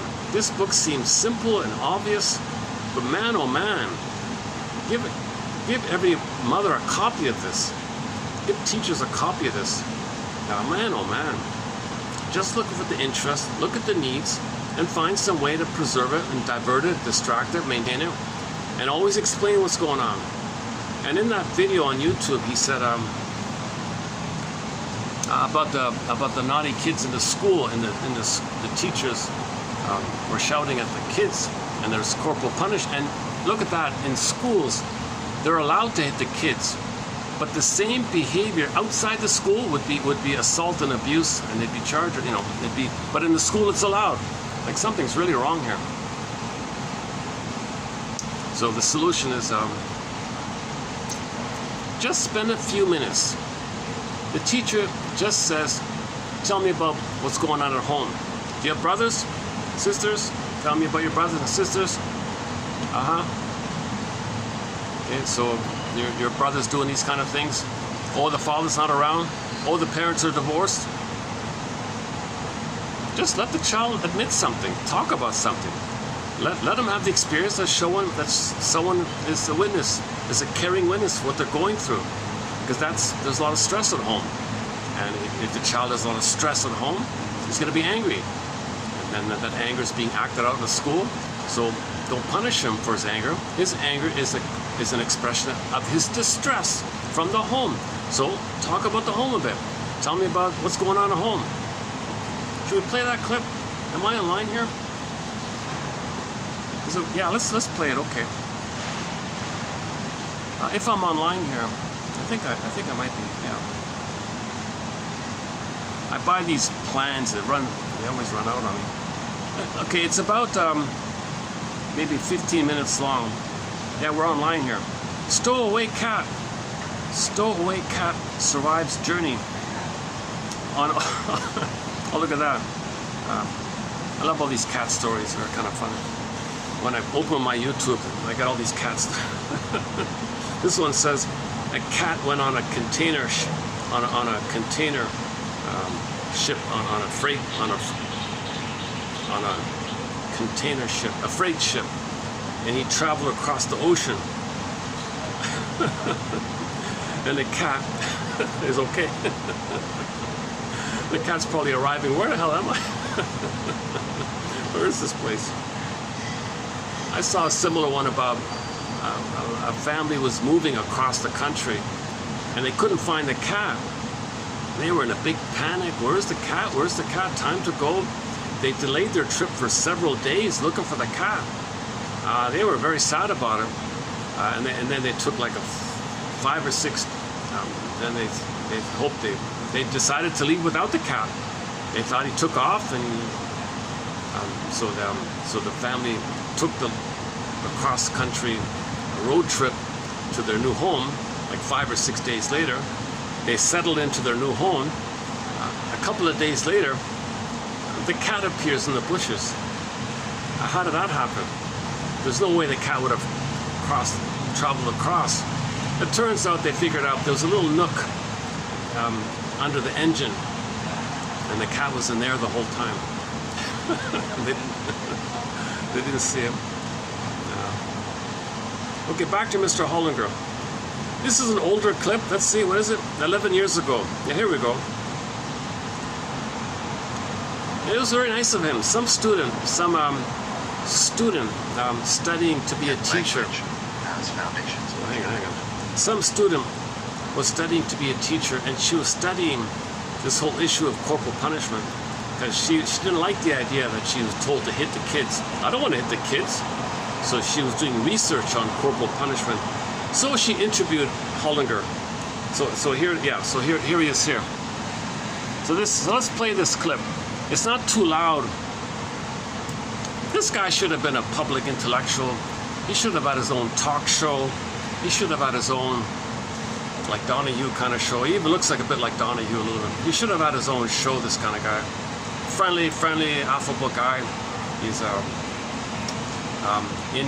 in the foreword to his book, the editor-in-chief of the journal, The Psychoanalytic Studies of the Child, did the foreword to his book. I'm talking about the sequel book. So he's an underappreciated guy, I think. Let's play this one here. Oh, the volume's not too loud, is it? Yeah, I remember that. Yeah. I don't know if you're gonna hear him. Let's try it a bit.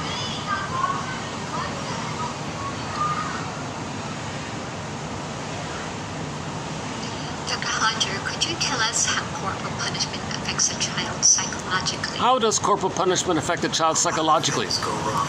It ruptures the relationship with whether it's parents or teachers or whomever. It stirs up feelings that one doesn't want to stir up in children, such as again distress, anger, fear, shame, as opposed to curiosity and enjoyment. I can't even hear him. You're not hearing it, are you? Let me try just the audio. Let me try something here. Okay, give me a second.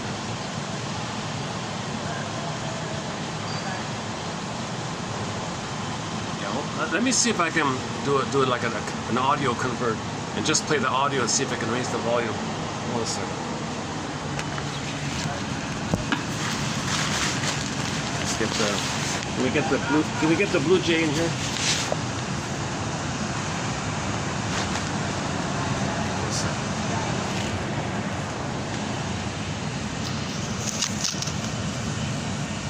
Not really. All right.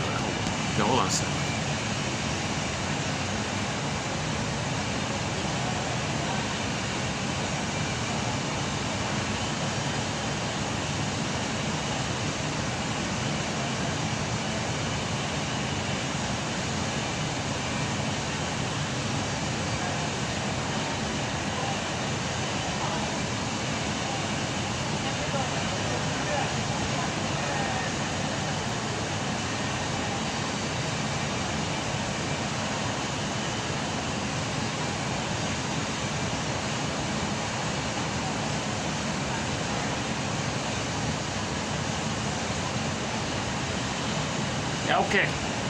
Yeah, okay.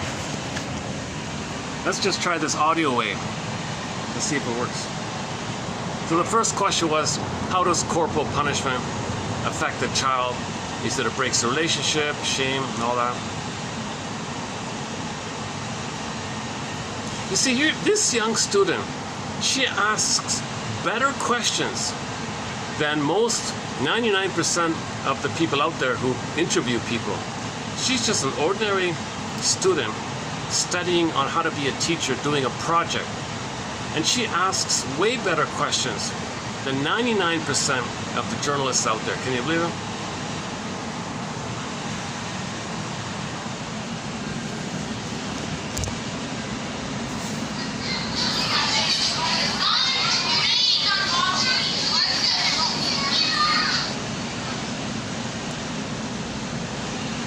Dr. Hodger, could you tell us how corporal punishment affects a child psychologically?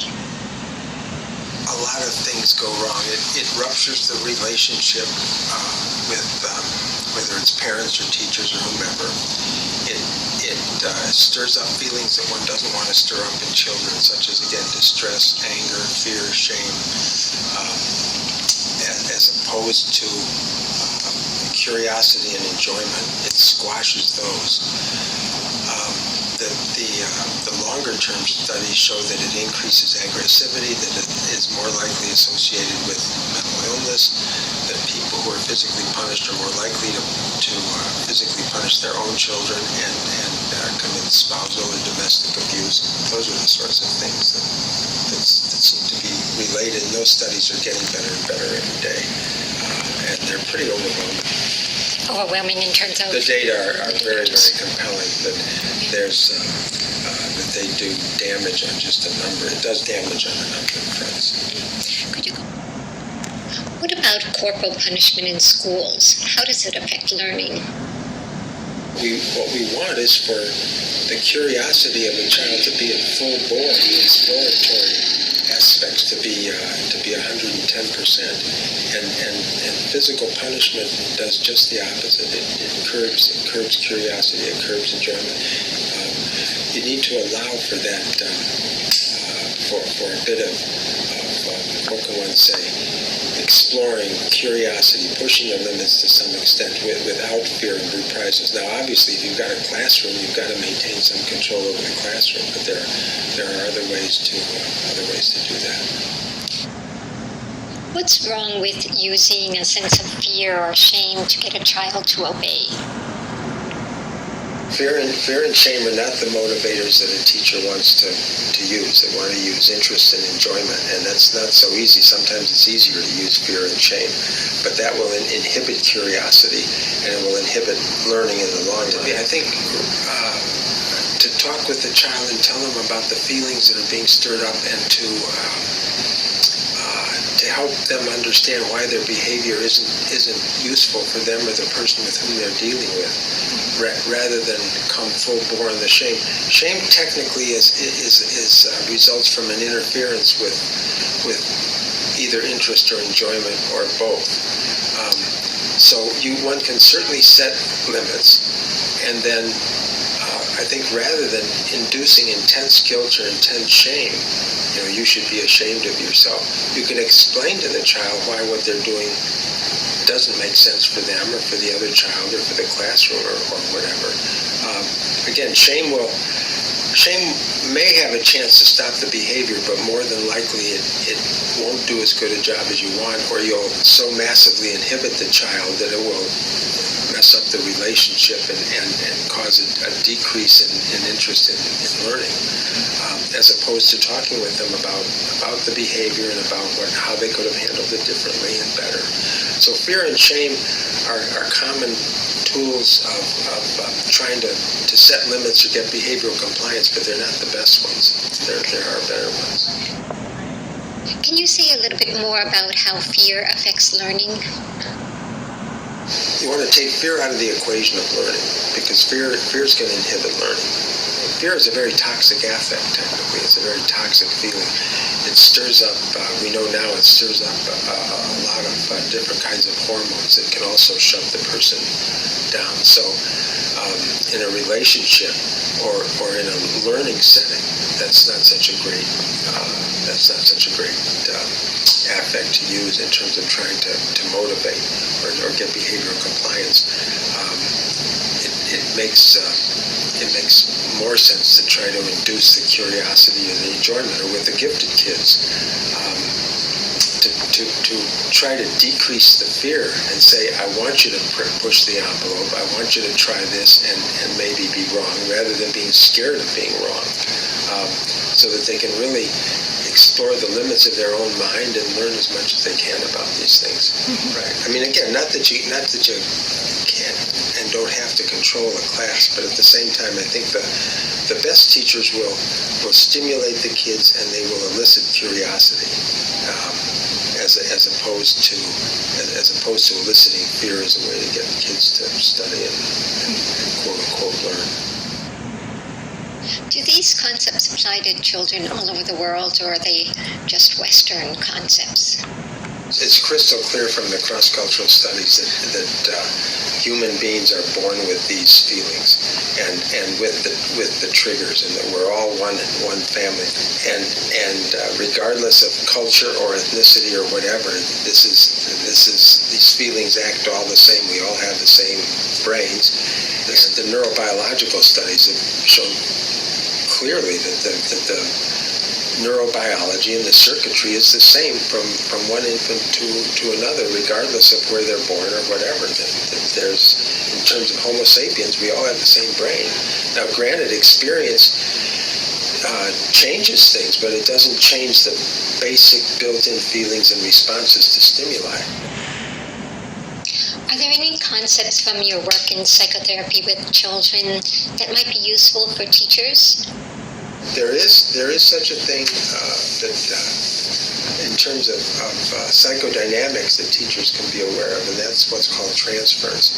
So the child, often their behavior will be, or their words won't be understandable in the sense that they may be unduly critical of a teacher or antagonistic or passive or inhibited or whatever.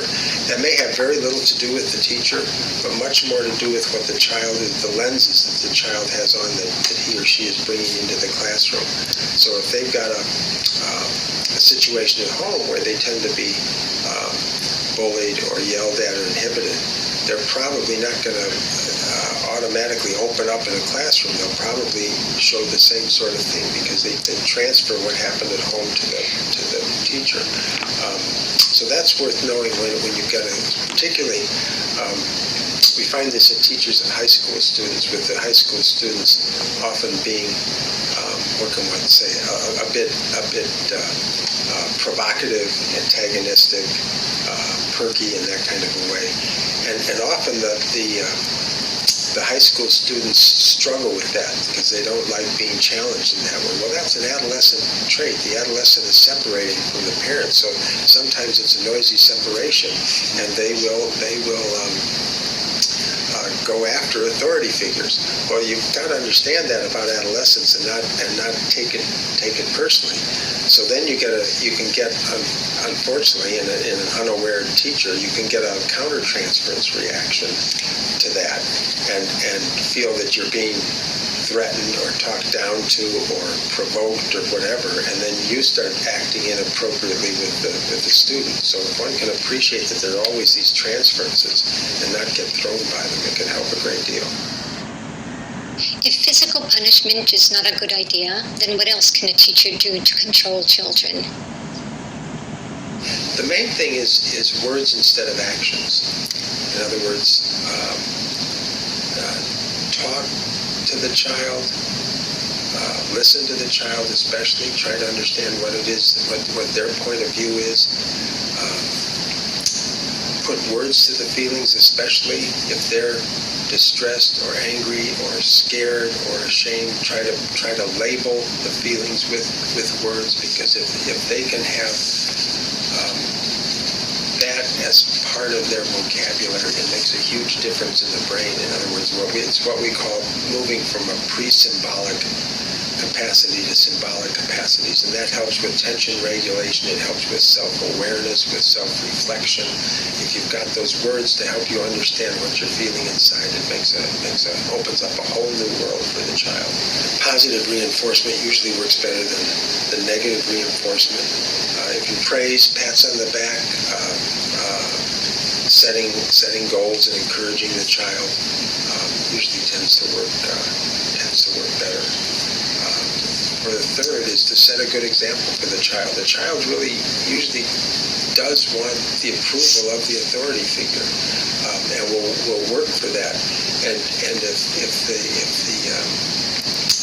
if the teacher can use words instead of actions, put feelings into words, can say please and can say thank you and can apologize. You see this a lot in parents. I'll shift to parents for a moment. A lot of parents, when the child is developing, they'll tell the child what they're doing wrong, or if the parent slips up. Parents often have a great deal of difficulty saying please or thank you or apologizing themselves. And that's unfortunate, because the child, again, will built in to want to identify with the parents. So a parent who can apologize and say, I really did get inappropriately angry the other day, I'm sorry about it, or when I went ballistic earlier today, I was upset about such and such. It can be a huge help, and teachers can do that. Teachers can do that too, and I think it can positively affect the atmosphere of the whole class.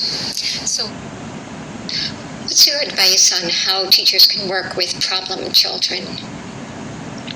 What I encourage teachers to do when they're getting into some kind of a problem with a student is rather than just focus on the behavior, try to focus on the motivation and ask sooner rather than later, what's going on at home? Tell me, or putting it in a way that the kid will be able to talk about. But tell me a little bit, where do you live? Do you have brothers and sisters? What are your parents like? And get the child talking about that, because our cultures tend to focus on actions and behaviors rather than the feelings that motivate it. So the whole point of all of this is that feelings are important, and what really counts are the feelings. That's why words instead of actions. Anything you can do to focus on the feelings, because it's the feelings that motivate the actions and the behaviors. It's the feelings that cause the actions. That's why it's so crucial. So if you're starting to have trouble with a particular student, rather than just bringing them aside and saying, look, you're doing this, disrupting my classroom, you can say that. We've got to get a handle on this. But I would jump in very quickly and ask, try to get to know the person a bit. Who's at home? Who brings you to school? Do you have brothers and sisters? How do you get along with your mom? How do you get along with your dad? Oh, they're divorced and your mom's upset and dad's moved out. Well, how do you feel? Is there anybody around when you get home? And begin to explore that. I think that's a perfectly appropriate and terribly important, and can get one a lot further than just the limit setting and the fear and the shame. So what would you say the bottom line is on corporal punishment? Doesn't work. It makes things worse, and there are better alternatives.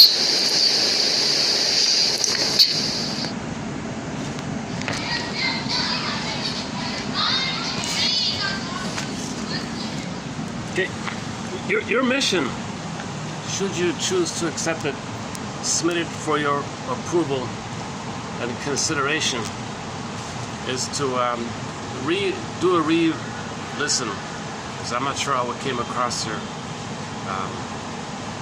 So your mission, should you choose to accept it, is to go to search up for that interview and have another listen to it. If it's too slow, just you can increase the speed. Your mission is to look up Paul C. Hollinger, 1L, corporal punishment on YouTube for that interview. As a follow-up, should you choose to accept it, check out his website and read some of those blog entries of his. He's got short little blog entries that are very informative. 15-minute video on YouTube and a few minutes on the website, on the blog. Your mission.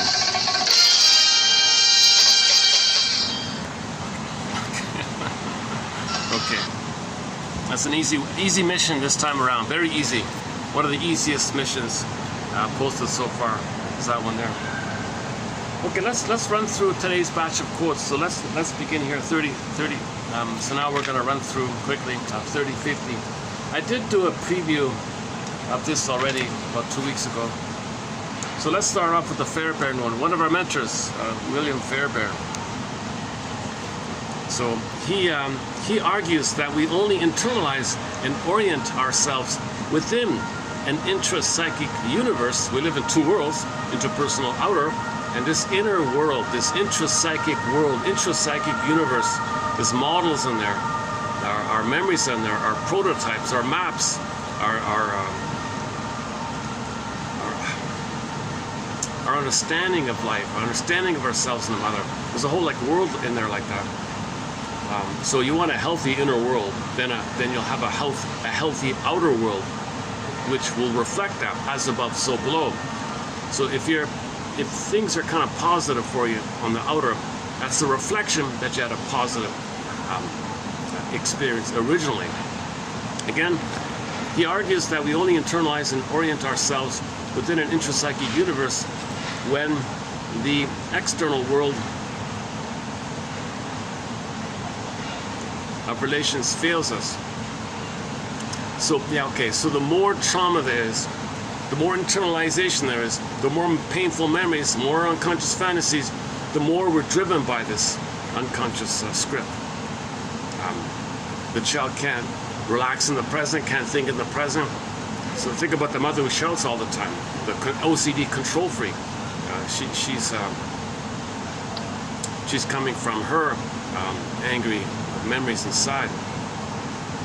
Again, Fairbairn argues that we only internalize and orient ourselves within an intrapsychic universe when the external world, the mother, fails us. So if the mother fails the child, you're more going to be driven by some unconscious script. This traumatic script, this attachment trauma, relational trauma, interpersonal trauma, weaning trauma, developmental trauma, strain trauma, where the baby laid down a negative pattern, a negative emotional pattern. The more that took place, the more you're going to be driven by this thing. It's a survival issue.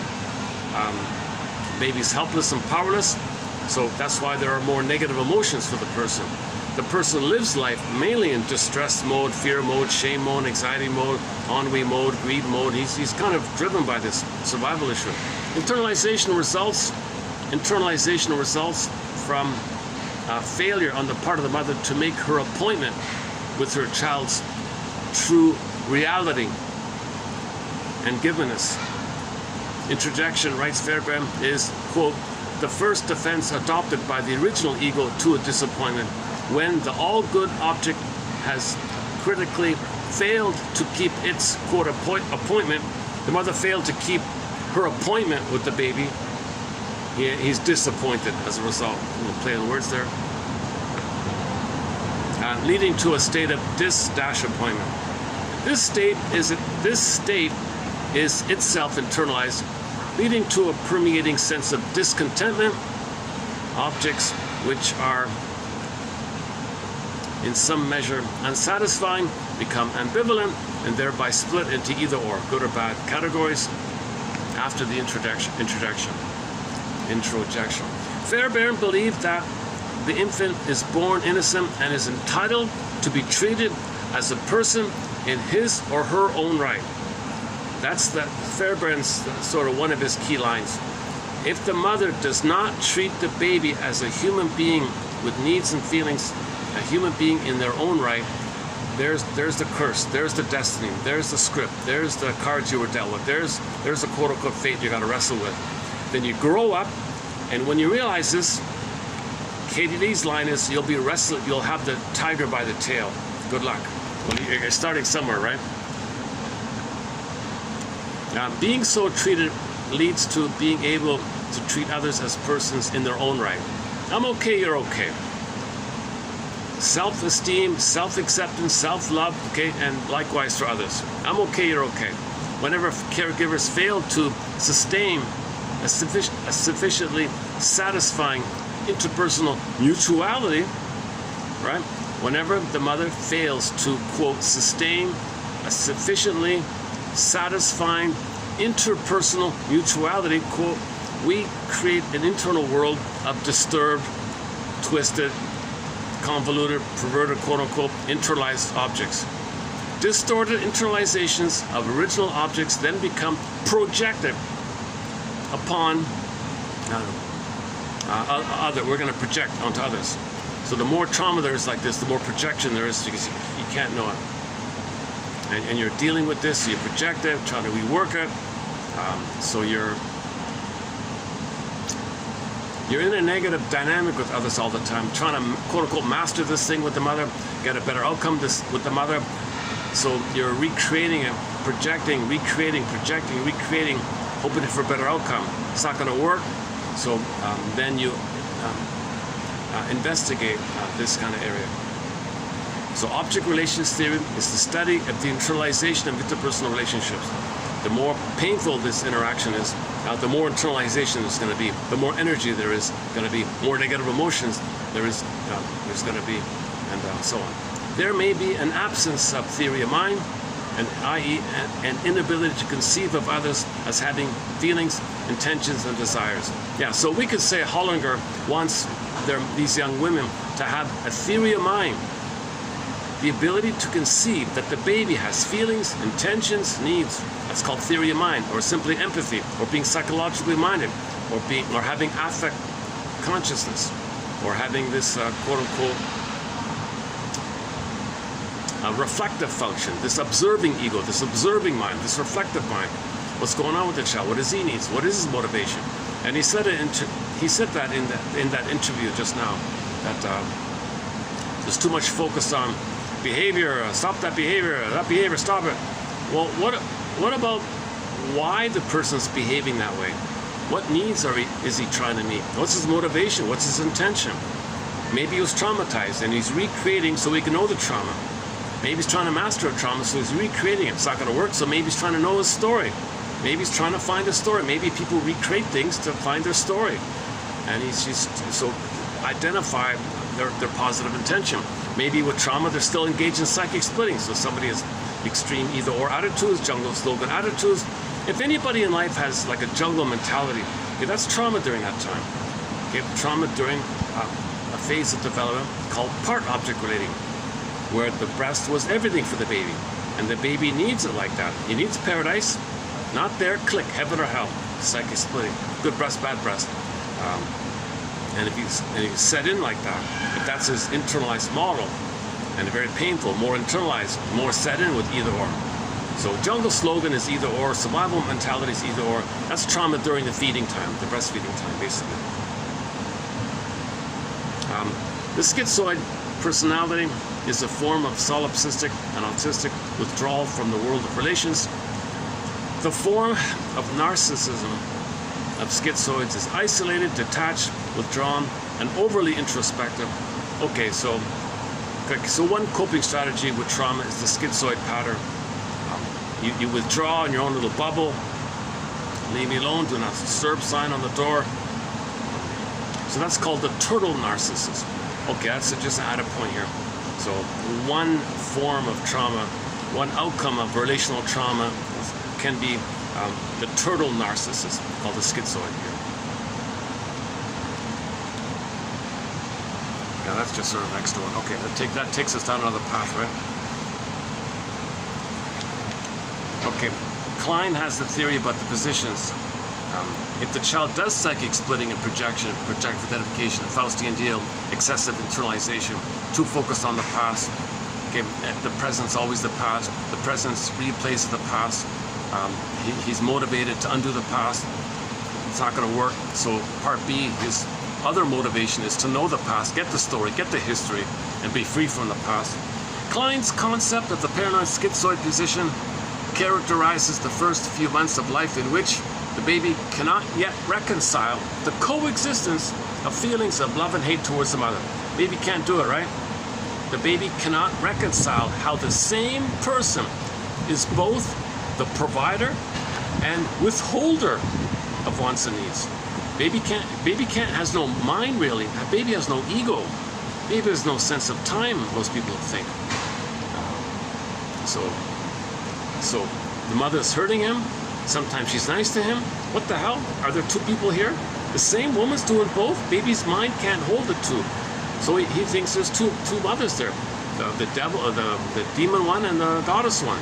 He does this in the primary mentation of the baby. It's Alice in Wonderland, dream world, myth and fairy tale. Things are exaggerated. Baby's small size, mother's the giantess with all the power. Baby's enraged, mother's enraged. Baby needs, mother needs. So things are wildly exaggerated in that kind of, it's called primary process thinking. So part of the paranoid schizoid position is the either or idea, because babies cannot reconcile. My mother is hurting me and I hate her. 5 minutes later, she's loving me, she's nice to me. What the hell here? I can't figure this out here. I've got no mind to do so. I've got no sense of time. There's this and there's that. I don't get it. There must be two here. The painful one, no, that's not my mother, no way. Well, the mother, when mother's okay, fine, that's my mother. He does this kind of either or mentality called the paranoid schizoid position. And if that's set in, you see, if that's set in, if that's going to be their internalized model, they go through life with recreating this frustrating dynamic with others. So they can play the role of the aggressive mother, see others as the no good child, shame them the way they were shamed, flip-flop, play themselves, and the one they just shamed, flip-flop, there's the mother, they're going to be angry at the one they just shamed. The person who just played their soul, flip, do the diffusion. At the same time, on another level, the one they just shamed, who played them, poof, there's the mother, they're angry at the mother, is going to go on to the other. So a lot of prejudice will come from this. It's called externalized living, blaming, blowing off steam, because because your anger towards the mother couldn't reach her, and so your anger rebounded in. It's got to go to the side. The pain pump is still going on. Rebounds in. It's got to find some outlet. Goes to the side. So prejudice will do that. Okay, blaming and scapegoating will do that. So you look for excuses to think someone is no good. Poof, there's your mother who hurt you. Aha, there's my mother. The other's my mother. Now your anger at the mother goes onto this other, called prejudice. And his book apparently, his sequel, that man's book, his recent sequel that came out last year, which I haven't read, unfortunately, $50 to buy a 200-page book. Oh, and I'm gonna wait for a free copy somehow, somewhere. I was hoping that what's it called, Ever and. They don't have it on there. No one's got it. I can't. Son of a gun. His early book, the baby book, that's easily available.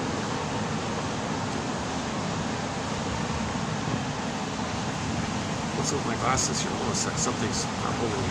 Okay. I keep all my bloopers and anxiety moments. I have my disclaimer once again. I'm not a shrink or a professor. I'm the compiler of the quotes. I'm trying to learn this perspective. If I had the funds, play Joni Mitchell's song "This Flight Tonight."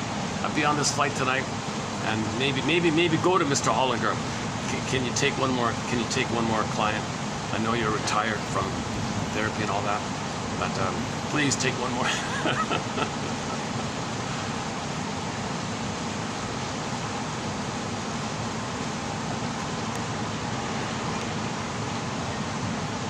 That's why I'm really keen to get his follow-up book.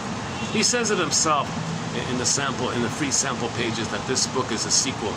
He says it directly like that.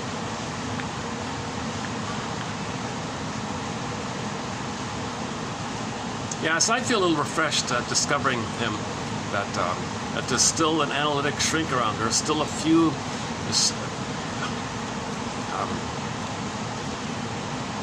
the few that are out there never go public. They're never public figures. They're just in their little they're just in their little rooms with their clients, wealthy clients or something. Usually the naughty kids of the wealthy people, usually the adolescent stuff.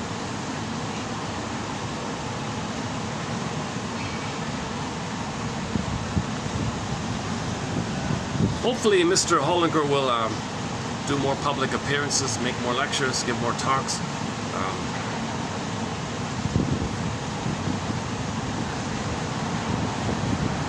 I'd love to interview him. I've got a gajillion questions for him.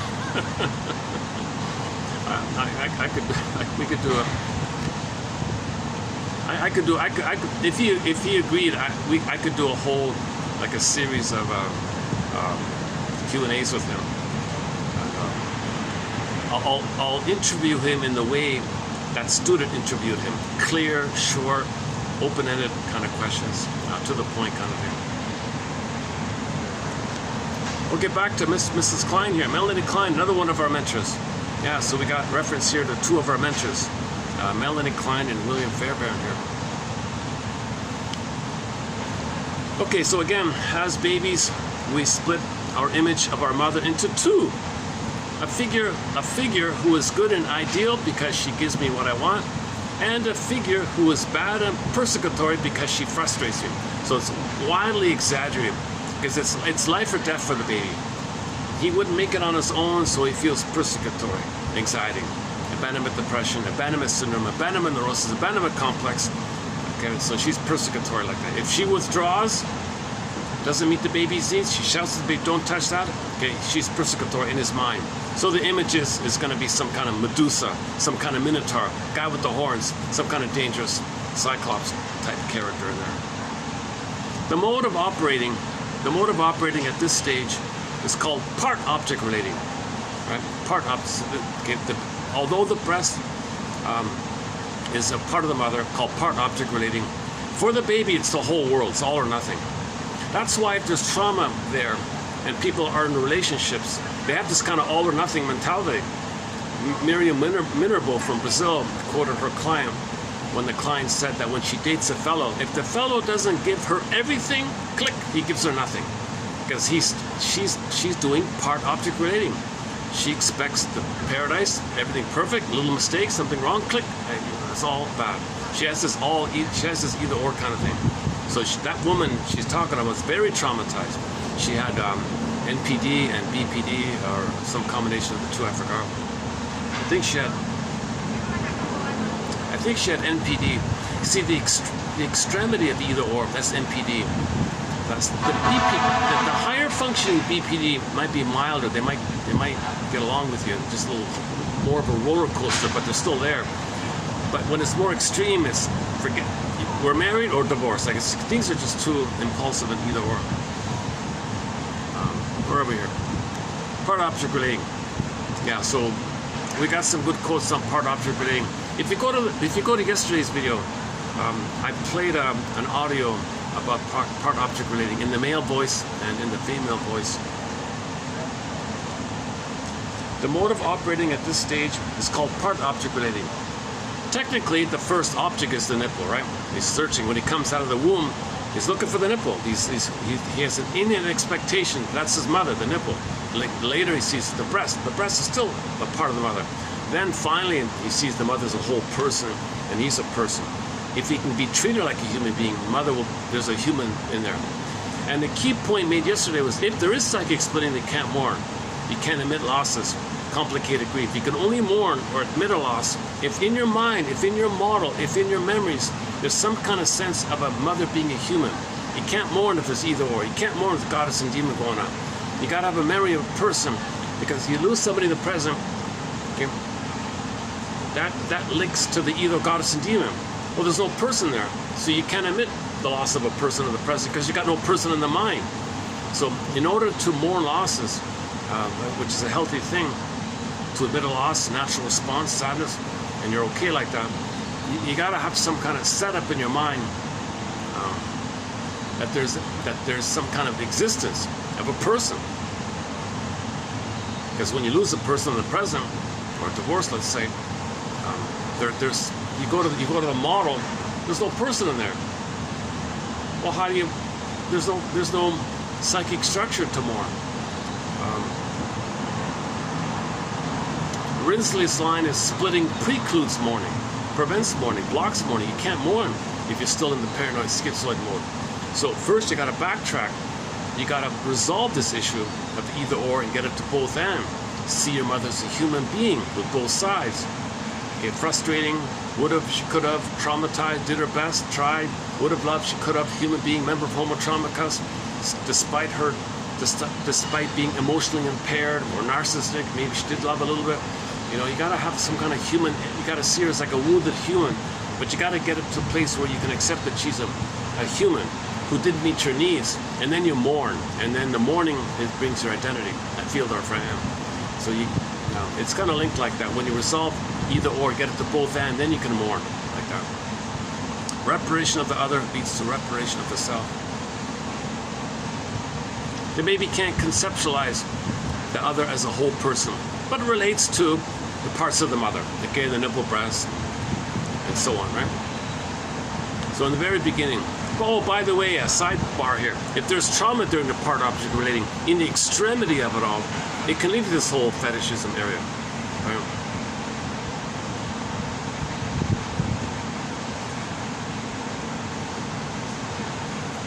Okay, so in the Ally McBeal show, the Richard guy had a wild excitement when he saw an elderly lady's waddle, the flapping skin under her chin. He was like gaga, he was stunned, you know. He was obsessed with this. So that's code for trauma during the memories. The mother's breastfeeding was some problem took place.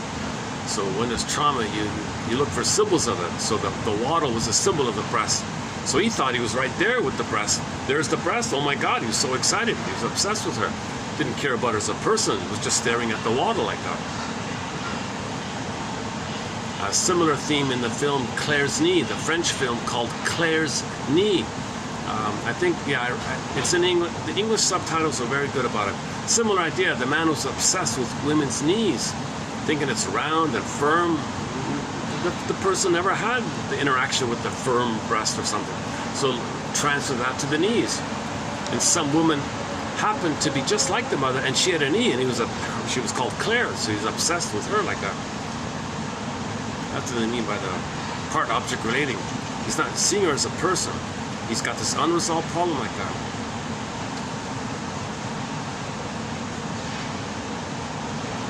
And this kind of relating flies in the face of relating to someone in their four-square humanity. Yeah, so Richard and Ally McBeal and that character in Claire's Neve film, they're not relating to other people in their four-square humanity. They're full-dimensional, three-dimensional, four-dimensional, five-dimensional, spirit, soul, needs.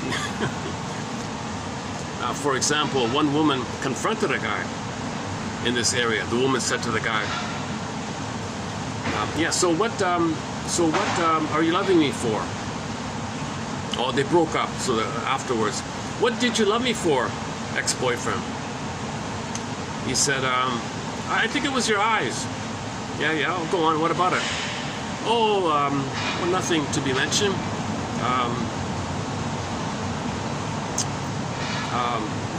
They're quite nice. Oh, come on, go on, tell me more. What did you love me for? Well, maybe it was that mouth of yours. Well, what about it? Well, I thought it was a nice-looking mouth or something. Come on.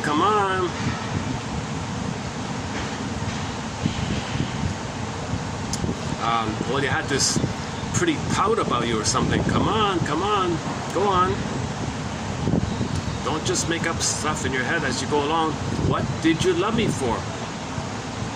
I don't know, maybe your hair. Was it your hair? I'm not sure. Your hands, your arms? I don't know. It's going on like this. Oh, that's a quote from an old book, from a novel by Thomas Hardy. Yeah, so it's listed there. So the woman was being related to not as a full person in her four-square humanity. Right? So she wanted to call that out, that he was frozen with part-object relating and was just obsessed with like parts of the woman, like that.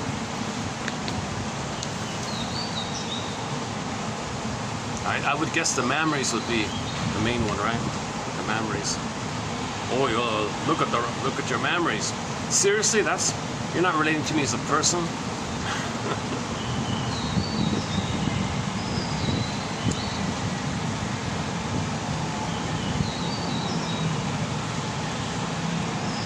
Next one here from Miss Pickering here. If only I could find the right person. We say. Who are we searching for when we say I'm looking for Mr. Right or Mrs. Right? Generally, we think of someone who is, quote, right for us. Generally, we think of someone who is right for us. Okay. When love doesn't work, we often say it was because he wasn't right for me. She wasn't right for me. The idea of Mr. Right is often related to the concept that there is one and only one special person somewhere out there, our missing other half. This theory was promulgated by Aristophanes. Is that how you pronounce his name? Ancient Greek philosopher 3,000 years ago. Love is but the, quote, the name for the desire and the pursuit of wholeness. If the impetus behind a restless striving to find the right partner is to find a matching half, someone who will complete us, it's not actually about a relationship with another person or person. We indeed need to become less lopsided and half-hearted to be able to love well, but a partner is not there to fill up the gaps in our personality. Right relationship is about two whole-hearted human beings coming together to create a new confederation of wholes, not holes.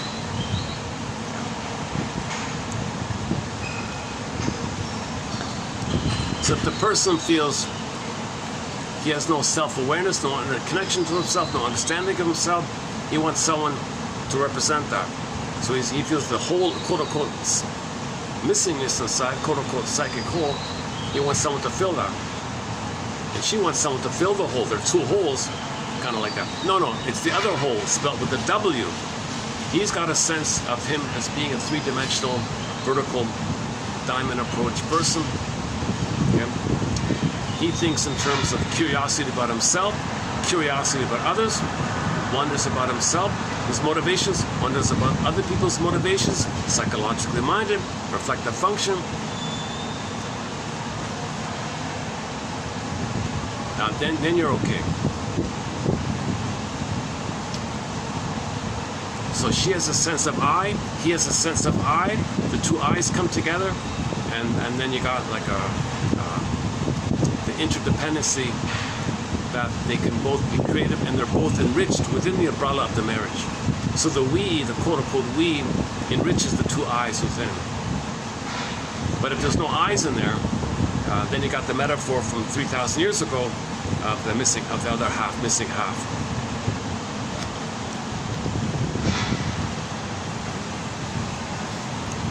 Okay, that's not a key one, that one. Okay. I think Plato picked up on that, right? Looking for the other half or something. What's this one here? Yeah, these are kind of like almost 2-3 weeks old here. I've got a huge backlog of quotes. I'm a little behind catching up here, so let's see. Next one here.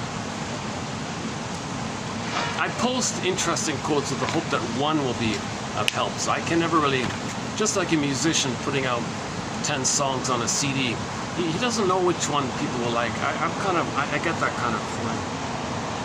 But it does seem to pan out that if somebody reads 10 quotes, one might be of interest. It does seem to work out here. So if you find none in this video, you might find 2 in the next one, or 3 in the next one. You know, so it seems to work out that when we post 10 quotes, 1 out of 10 is kind of interesting.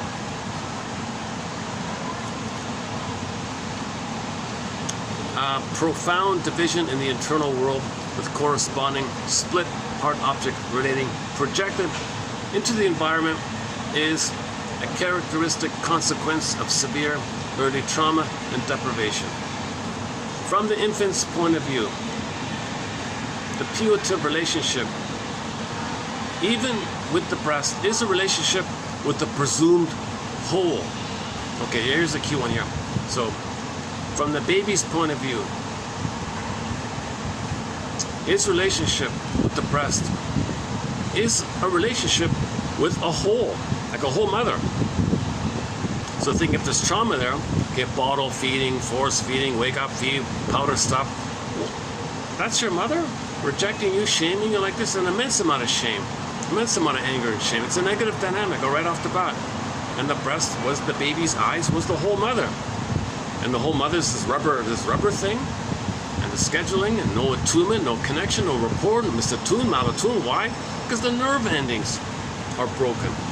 The nerves in the child, when he's suckling, fizzle in and line up with the nerves in the breast nipple to the mother. There's like a line there.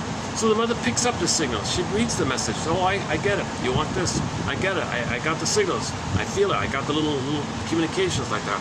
Okay, skin to skin, likewise. Skin to skin's often broken. Shouldn't be broken. The baby needs skin to skin.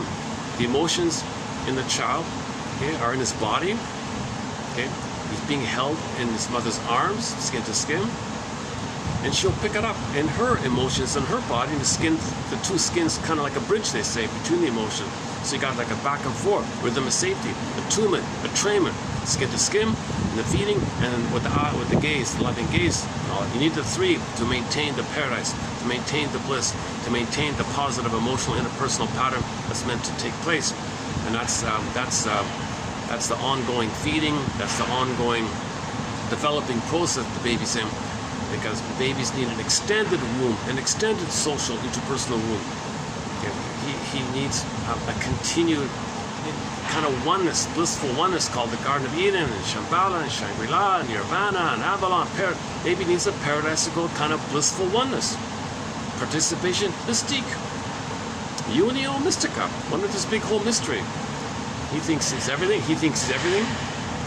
Him and the part which belongs to him. observes him, he's one with him. That's why it's so exciting. If there's a trauma like that, you know, there's a real blissful feeling embedded in there. So if there's a trauma with the breast area, and the guy sees the woman's knee, he might have that kind of triggering effect that he's back in the nursing time. People all excited. The guy was so infatuated. Interesting film, right?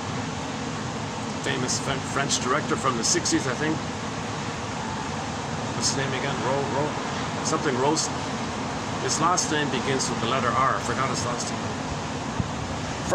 From the baby's point of view, the basic relationship with the breast is a relationship with the presumed whole being, and the defenses that are relied on when this relationship goes awry must, as a result, be the global defenses of the earliest phases of life.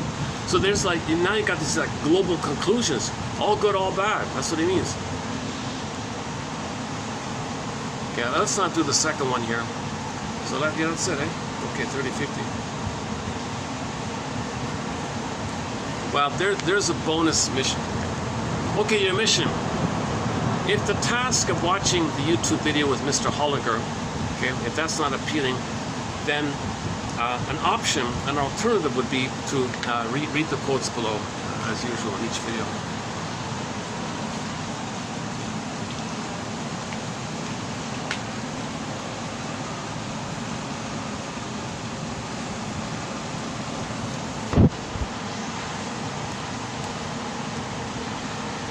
This is like one of the rare spots I can speak freely and no one's going to be bothered.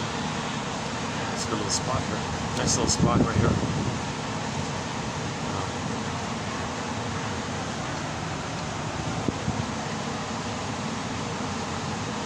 Okay, let's check the, how are we doing? Let's check the time. 5:44. Let's wrap this up within, say, 10 minutes or so. Is that all right? Yeah.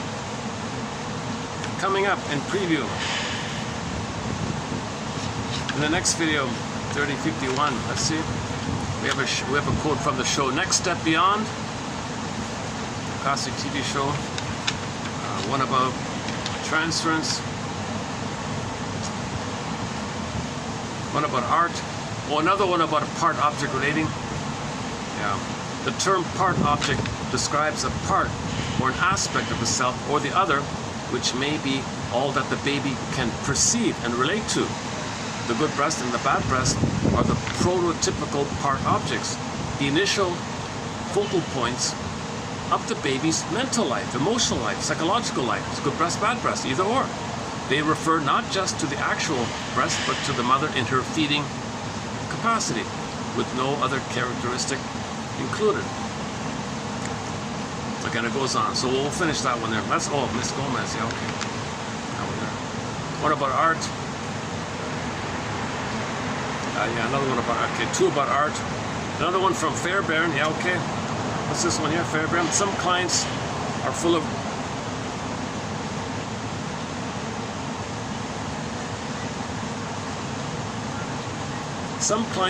resentment because no loving relationship seems to sustain or nurture them. Their relationships are doomed, for they seem condemned to remember through repetition. Their predicament is that they crave an exciting object, and the moment they find it, are threatened by it and have to negate and reject it in order to control their own emotion about it.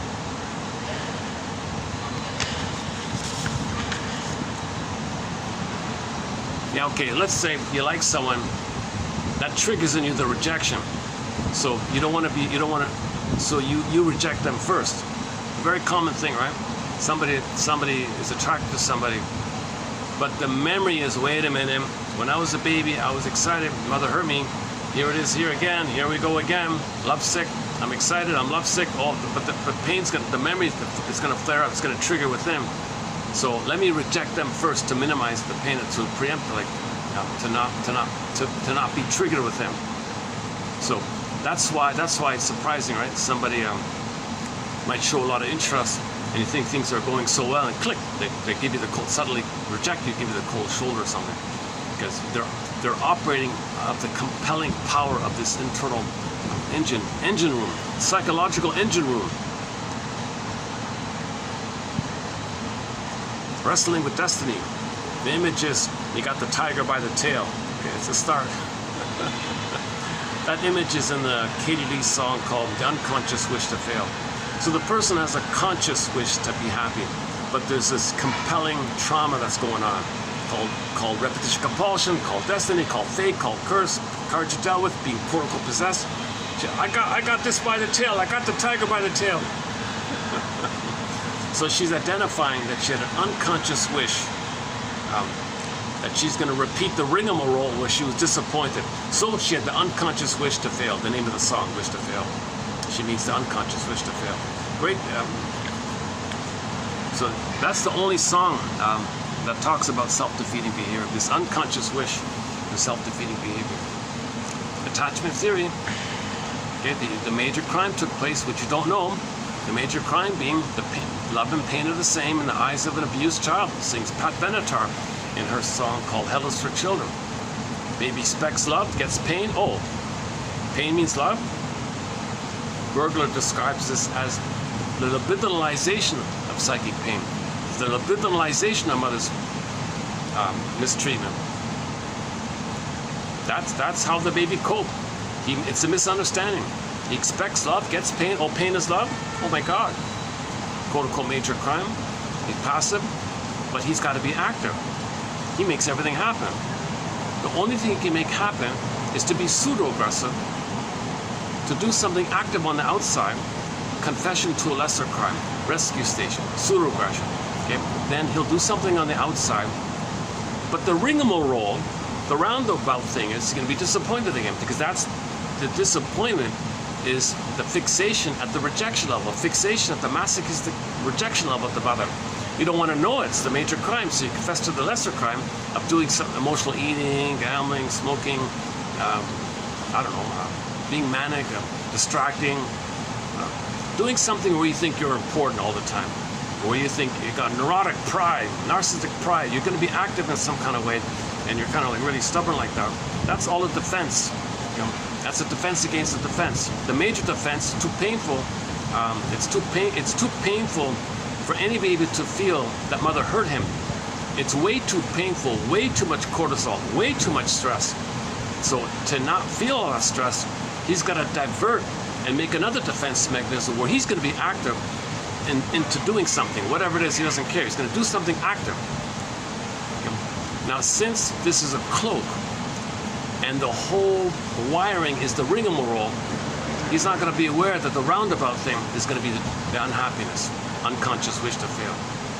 Now, he may temporarily feel if he's successful in his defense, okay, and if he feels all this kind of narcissistic pride and all that, feels victory and all this stuff, it's just a defense against the deeper issue. He's still unhappy inside. He's still dysfunctional. He's just manically in denial of it.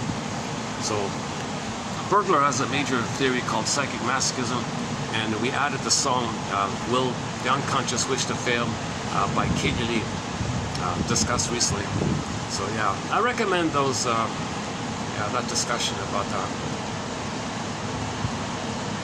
Another one of our mentors, Edmund Burglar, 24 books, 300 papers.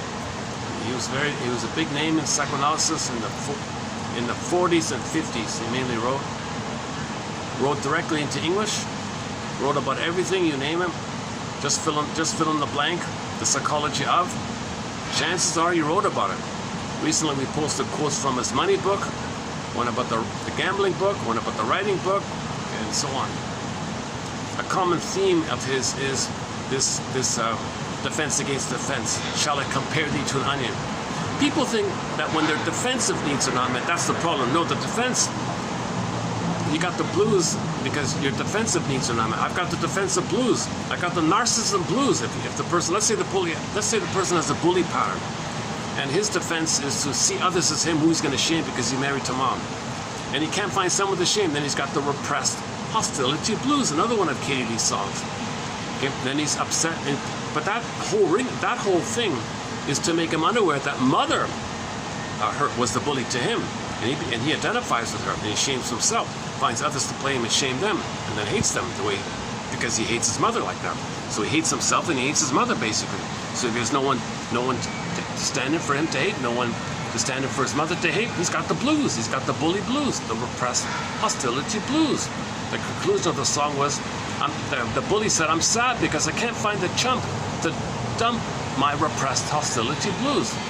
But that's all a rescue station. That's all a confession to a lesser crime. He doesn't want to admit the original state of affairs when he was a baby, mother hurt him so much, and he made it pleasurable. So he becomes, quote unquote, the aggressor, so he's sadistic. As a cloak, his sadism, his bully, his anger, that's a cloak for the underlying, quote unquote, masochism. So if a person's fixated at the masochistic, the sadism is a shield. It's a bow and arrow, it's a shield, a camouflage, a defense, a sponge over, like a blanket over the underlying masochism. So sadism is a defense against, put it this way, emotional sadism is a defense against emotional masochism. So the bully who mocks vulnerability, who mocks, laughs at you, and is sadistic like that, takes a gleeful pleasure in mocking you and shaming you, and maybe he might pull up your vulnerability to mock it. Okay, that's to enter the Twilight Zone episode called The Piano in the House. So if you want to see what I'm talking about here, go to the Twilight Zone episode called A Piano in the House. It was about a sadist. He was called the sadistic fiend, and the episode's about a magical piano hypnosis machine.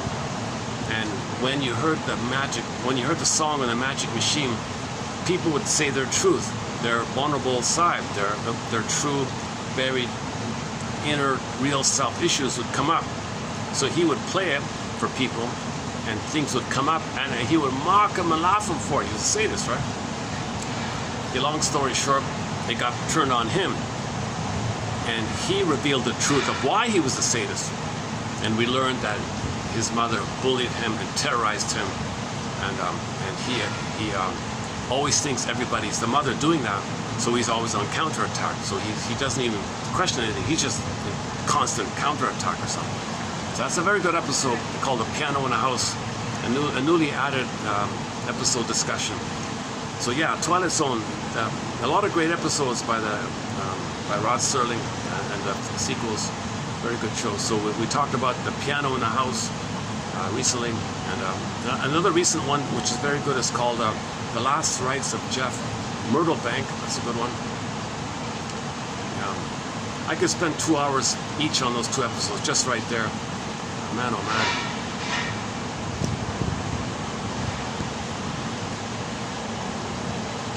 But let's just highlight Mr.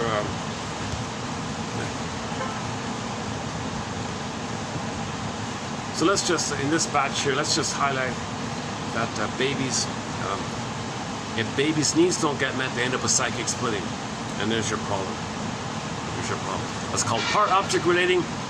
It's going to relate to others in a part-like manner, not see their four-square humanity, doesn't see their motivation, doesn't see their feelings, can't have empathy for others. That's called, if a person doesn't have empathy for others, or if a person has prejudice on others, again, that means trauma during the part-object relating time. They didn't get it to the whole object relating. They were hurt already in the earliest time. And again, being removed at birth can do it. Rubber nipple can do it. So many things can do it. Mainly if it's attachment trauma, where he doesn't get a secure relational pattern. That's called attachment trauma. Relational trauma, interpersonal trauma, and so on down the line. And that trauma takes place during part-object relating. That leads to psychic splitting. Jungle is in the jungle mind, survival mind. All of the anger, all of the negative emotions are pronounced on the console. So in the console, like if you go to the Disney film inside, you have the console there. So you'd see in the console, okay, interest and joy would be buried. And at the console, you'd have all the other ones, ennui and envy and greed and the wicked queen, and so you'd have all that stuff. Schadenfreude, envy, ennui, envy, jealousy, Schadenfreude, ennui, greed, cynicism, sarcasm, And if we go with joy being a positive one, then on the surface you'd have pathological nostalgia, the good old days. So smoking would be pathological nostalgia. Drinking, emotional eating would be pathological nostalgia, because those things take you back to the breast in your fantasy mind. So that's called pathological nostalgia. You're dependent on going back, and you're in a food trance, you're drunk or something, stupor or something. That's pathological nostalgia. Or you do it with your fantasy. Just fantasize a time in the past, make up something wonderful, and let it click that you needed the blissful oneness. That's pathological nostalgia. On that point, go to the Happy Days show, season 11, episode 14, entitled "The Spirit is Willing," about the Fawn's character in that mode. Very good episode. I think that's their best episode. I can barely remember the two episodes we discussed from that show. Is that one there, "The Spirit is Willing," and another one about the Fawn's thinking he found his mother, the waitress. Interesting one, yeah. And the waitress tried to do a what if. What if I were your mother? Well, let me tell you about it. Kind of helped him out.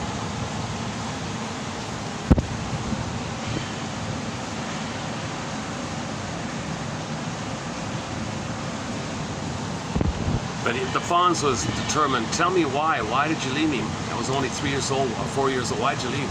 Give me the story. Come on, come on. But I'm not your mother. Yes, you are. Tell me the truth. Okay. I'll tell you a story that's exactly like yours, and you can vicariously get a message in that roundabout way or something.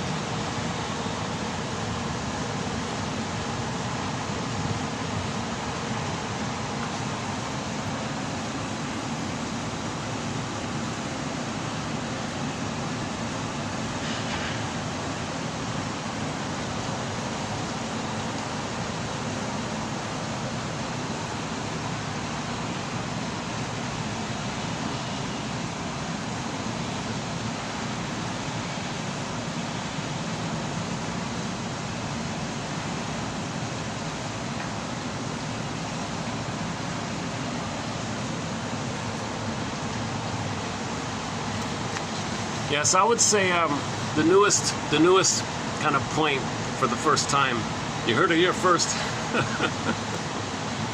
is the idea about why models walk like cats. If the cat's a symbol for the soul, the embodiment, so you got the embodiment of the cat, you got the embodiment of the cat, that's our missing embodiment. The pretty girl is a symbol of mother. So you got mother, who's embodied. You know, another 0.5 or 0.6 of that would be the men are kind of sitting. They're passive, looking up on the stage. So that's like baby nursing. Baby's below, the breast is above him. So you got that replay where they're passive, helpless little babies looking at the good mother, a fantasy of a good mother. So the model actually might be just a triggering mechanism called ATM, addictive trigger mechanism. The model might just be a fantasy that you were one with the breast. So all those fellows watching the catwalk thing, it might just function as a fantasy exercise. Click, I'm one with the good breast. And that model walking like the mother, the symbol of the mother walking embodied, that could be that could be good enough to trigger the fantasy that once upon a time they were one with the mother. If they can fantasize being one with the mother, it'll bring up those good feelings. So those guys are just staring and gawking, and they're in a trance, like a food, similar to the food trance idea, maybe like that. Let's explore this idea of the cat being a symbol of the feminine principle. The cat, basically the cat being a symbol of your soul, basically. Actually, almost every mammal, every animal can be a symbol of the soul. In every fairy tale, you can have different birds. You can even have ravens. You can even have anything. Peacocks and swans. It can be anything, really. Beatrice Deer has a music video simply called Fox about it. Just a snapshot of it. Should we play it? I think it does go through. Is it too noisy now? Dun na na na. Let's try it. Should we try it?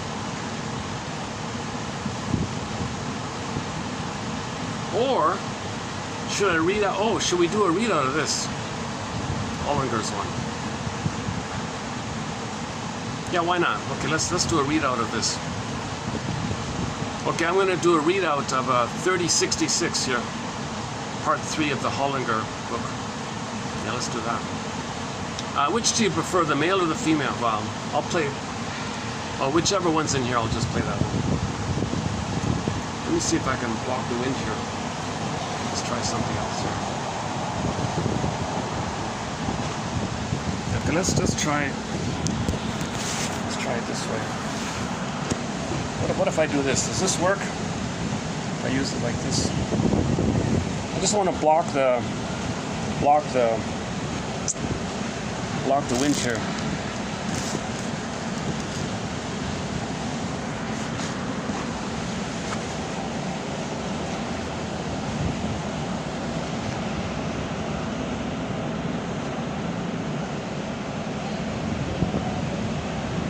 Anger results when a negative signal, such as distress, is sustained and becomes excessive.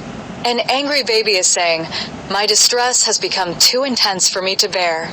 Whenever anger arises, the question to ask yourself is, what triggered the initial distress? Then you can try to act promptly to remedy the situation. Respond to the cause, try not to react to the content of the anger itself. Anger is not just triggered by an excess of negative signals such as fear. It can also be triggered when the positive signals of interest and enjoyment are interrupted. This leads to distress, which can then turn to anger. His interest had been unceremoniously interrupted, and no one attempted to explain sufficiently to him what was happening or to offer an alternative source of stimulation and interest. Talk to him about why the shovel was being taken away, about how it made him feel, and what could be done to provide a substitute. "Honey, I'm sorry, but we have to move the shovel. The blade is too sharp and someone might get hurt. I know it's upsetting, but we have to put it over here. It's okay to be angry with me. I know you were having fun. Let's look at over here. No? Not any fun? What would you like to play with instead?" The trick is to think of alternatives instead of simply reacting. Shame is triggered by an interference with or an inhibition of the positive signals of interest and enjoyment. It involves a mismatch between the expectations of the infant and the response of the shame caregiver. It is as if the infant, intentionally pouring out her milk, says, "Oh, Mom, look at how neat that milk looks cascading off the high chair onto the floor. And the splashes. How cool." And Mom replies, "What in the world are you doing? Stop that. Don't ever do that again. Now look at what a mess you've caused, and I have to clean it up." Psychologically, shame appears to underlie a sense of inferiority, guilt, shyness, and discouragement. May trigger anger. Feelings of inadequacy or inferiority are often associated with shame. Whenever I dropped food on the floor, my mom would say, "Pick that up now. You don't want to get germs on it." She made it seem very dangerous to encounter germs, whatever they were. But I would sit and stare at the food, trying to figure out exactly how germs worked. I thought if the food landed on the germs, then they would already be on the food and it couldn't get any worse, so what's the rush? But if the food became more germ-covered the longer it sat on the floor, then that meant distant germs somehow got the message that the food was there and traveled across the floor to get on the food. I wanted to see this process. So I stared at the food, wondering what was going on with those germs. I couldn't express any of this, of course, and so I seemed to be stubbornly turning a deaf ear to my mother, and she would become enraged. It made me feel very confused about what was right and wrong. I've never forgotten that, and it has changed how I think about children's experiences of the world. I always try to explain how things work and to tell my children why I ask them to do something. There's a lot going on in those little minds, and those thoughts deserve respect, even if they are as invisible as those stupid germs my mother was always talking about. Another common situation can lead to feelings of shame. A child may spill her food all over the floor and look on delightedly as it forms interesting patterns and swirling colors. You may react negatively and say, "Look what you did. You are such a," or "You are bad. Don't do that again." In this situation, your child is criticized for her interest in the food's changing shape and for her basic nature, all at the same time. What you may fail to appreciate is that the whole process of spiling food is wonderful for your child. She loves the noise, the shape of the fallen food or liquid, the droplets bouncing around. "I gotta see that again," thinks the child and lobs more food toward the floor. Each new encounter with the food delights the child's senses. But about the time you see it has changed from an accident that entertained to an intentional act, you have had it. Your child holds out his food-covered hands and smiles gleefully. "See what wonderful stuff I've done." But you overlook the wonderful adventure and get enraged. Shame on you. You should know better than to waste your food like that. In that moment, there is massive misfit between the baby's expectations, "Everyone will love this as much as I do," and your reaction. This rather mundane event, spilling food, becomes a lesson in self-dislike and embarrassment. Shame is a powerful suppressant of positive emotions and a stimulus for negative ones.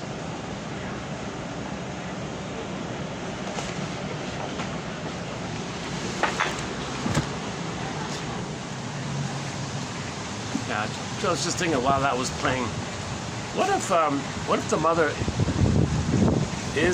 does all these no's and squashes the child's sense of interest, enjoyment, and learning, and then the kid goes to school and can't pick up on it, is always naughty and distressed and upset and angry. Then the teacher shouted at him, making things even worse. See, what a curse that's laid down, right? What a quote-unquote destiny that's laid down, wrestling with destiny. So at midlife, they got to really wrestle with this. Grab the tiger by the tail, at least wrestle with it, right? So there's a thought, right? So kids who go to school and they're not interested, they're bored, they're listless, they're restless, they're throwing paper airplanes, whatever. They can't pay attention or something. They don't ask questions. If they do a little naughty thing, which is a communication that they're distressed because they're not interested, and then the teacher barks at them, or corporal punishment even, send them to the principal, and he gets hit on all that. Unbelievable. Hollinger was saying there are still too many places around the world that still tolerate corporal punishment. Unbelievable.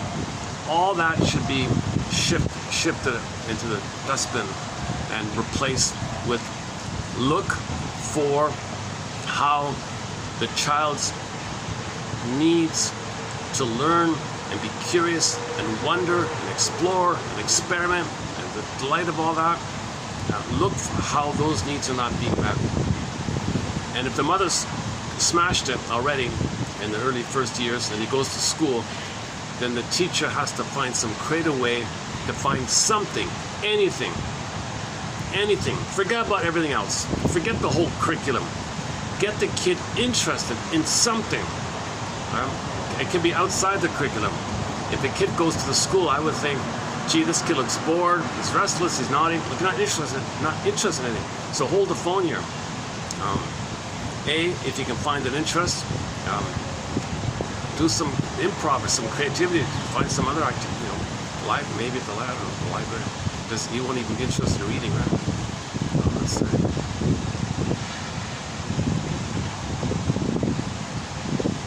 Maybe in the schoolyard there might be something you're interested in. Jesus.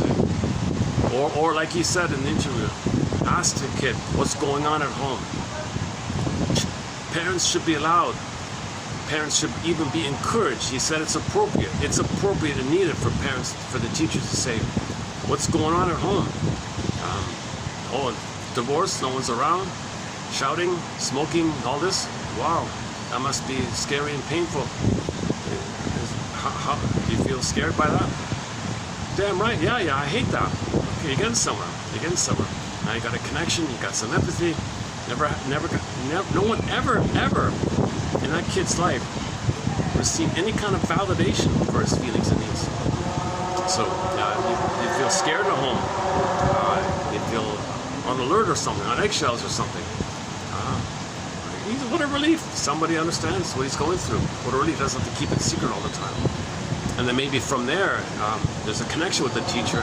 And now the student will listen to the teacher. Maybe that's one way it'll go. A little empathy, a little listening, a little interest. And maybe the kid will turn around and be interested in the teacher. With the positive connection, he'll want to maintain it. And the interest in what the teacher's saying will maintain the connection. So he might be interested like that.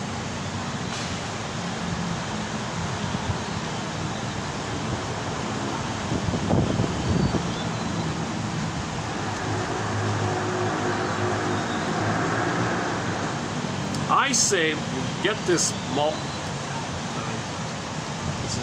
Hollinger, Professor Hollinger. He's a, sorry, doc, what am I saying that? Why am I saying that? Doctor, he's a medical doctor. The guy's a medical doctor. And then became a shrink. And then specialized in this kind of school curriculum issues. Make this man, he's still active and alive, he's still around. Make him the head of curriculum. Make him the head of the school curriculum. What a huge shift that'll be. That'll be. His approach is very humanistic. Like that editor-in-chief said in her endorsement of this book. She says this man is a true humanist. He's a humanist like that. So create a humanistic curriculum. Get rid of all this nonsense. Teach people that if the kid is angry, okay, say to yourself, he's under stress. Stress. Okay, stress comes from your needs not being met. Look for those needs. What needs are not being met? And that's Mr. Rosenberg's emphasis as well. What are your unmet needs? Name the needs, identify it. Usually it's curiosity, learning, connection. Well, connection means you're safe. So you have a need for safety and connection. That's a big one. If your needs for safety and connection are there, the rest seems to fall in place. I think it seems. Because if you're connected and you're safe, you'll have the wonderment will naturally be available to you, and you'll protect them because you feel safe and connected. You feel strong now, right? Maybe like that.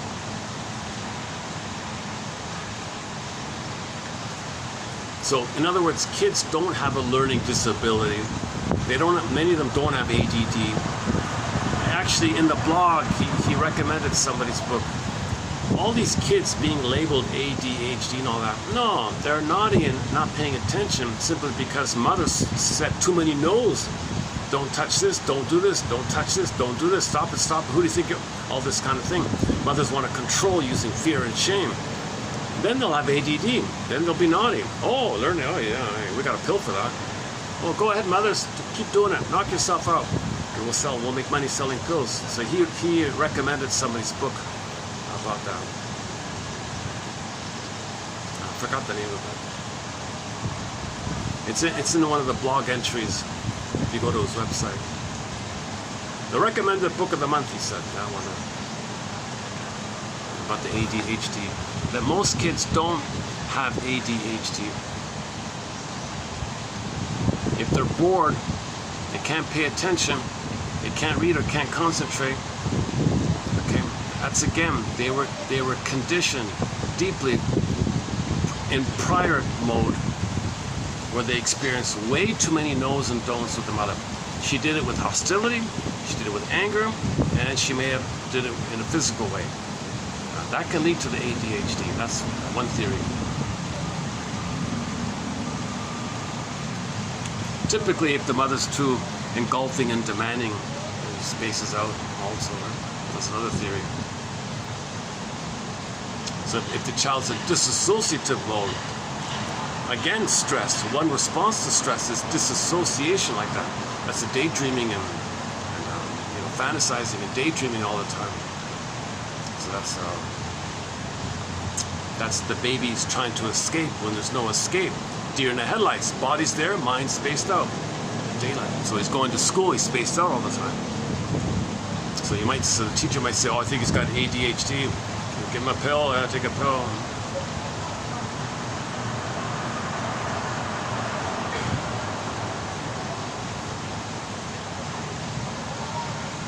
So if Mr. Hollinger had the national curriculum, okay, he would just chuck it. He would chuck 99% of it, let's say, or maybe all of it. Start from scratch. RTZ, start from zero. Start from the beginning. RTZ. We have 3 songs by the band RTZ on our soundtrack. Don't Lead Me On. What's the other one? Turn This Love Around. Oh no, maybe just the 2. Yeah, just the 2. They have another song called Return. Their first album was called RTZ, Return to Zero. Did I get that right? And there's a song called that as well. And the album is entitled that. And the band is called that. So they got. So the band is called RTZ. Their first album is called RTZ, and they got a song on there called RTZ, Return to Zero, because those guys wanted to start fresh. They were the members of Boston, okay, and then when they left that, they wanted to start fresh. Start from the beginning, back to basics. Let's start from zero like that. So Hollinger can say, let's scrap all this and start from zero. So he can do an RTC in the educational field like that. Maybe he would blend all the existing humanistic educational process, or just create a new. I don't know what he would do. Give him all the funds. Give him whatever he needs. Give him whatever he needs, whatever budget he needs, whatever staff he needs. Let him have the account, purse, whatever. Let him design a whole new humanistic education where every child gets interested. They learn how to read. They delight in it. You won't see any naughty behavior. None of that. None of that will ever get. Nothing will ever get it to a place in the child for that to happen, because the interests will be promoted, the interests will be discovered. Okay? So if the child dropped something, hey, I wonder how fast that book fell down. So maybe the kid threw the book. I wonder the speed about that. Notice the trajectory. Let's draw it on the blackboard. Trajectory of the book. Can you do it again? Oh, sure. I see. So we got a trajectory here. So that's a curve like that. Here's the math behind it. Let's study the math behind this. You got to learn math. So let's measure how fast that was. And it went up and it went down. Well, there's gravity. So we got to have the gravity element in the formula. And we measure the force and the gravity and the curve. So do it again. Throw the book again. Okay, and we'll do it again. Well, everybody following along, interested. He might get interested in this. So you want to turn lemon to lemonades.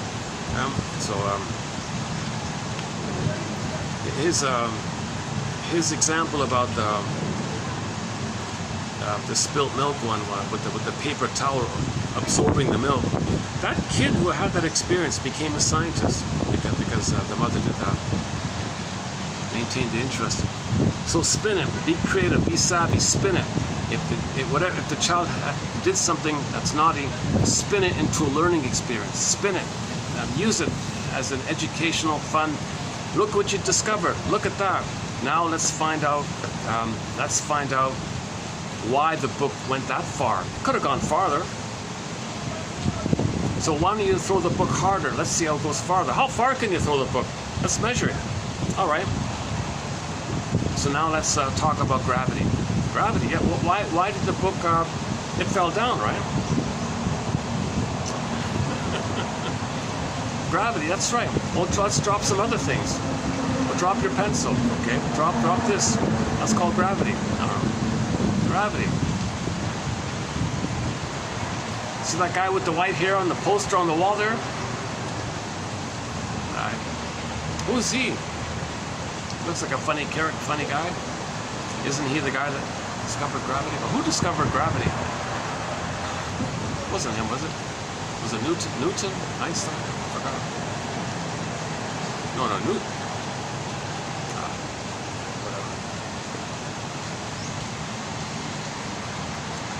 So I would say teachers should be allowed to do whatever creative thing they got to do to get any kid that's bored or naughty to find something of interest.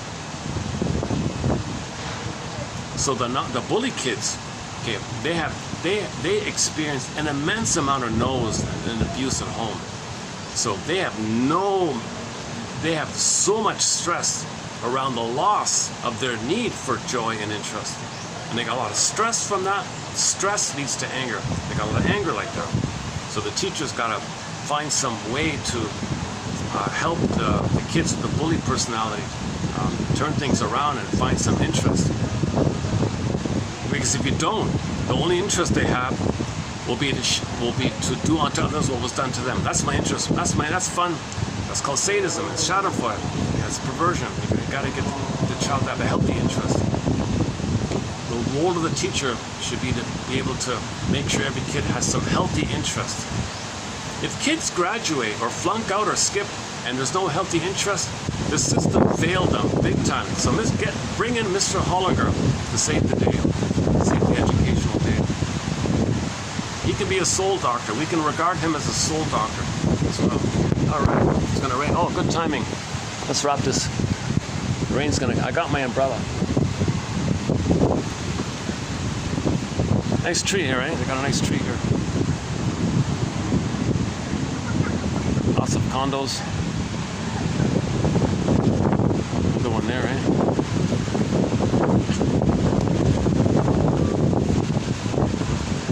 There's one coming up there. That's a great tree. Look at that. That's a nice tree. You know, about a year ago, this tree here, this dried out looking tree, used to be kind of like that tree. The wind tipped it over, and they straightened it up again to see if they can save it.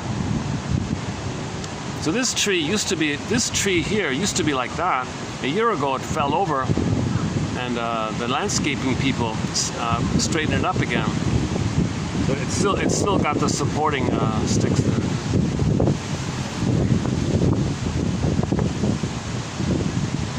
I was here when it happened. I was at the other side, and there was this whole plunge because the thing hit on the roof. This roof, yeah, got damaged.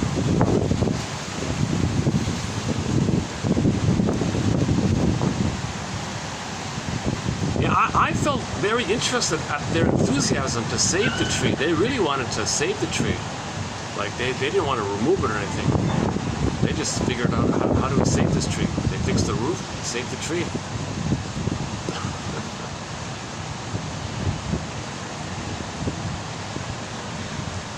So let's save ourselves. Save the trees, save the people, save the children. You know, he's good with the photos in the book. So he shows you babies and their expressions. So it's very clear that all babies.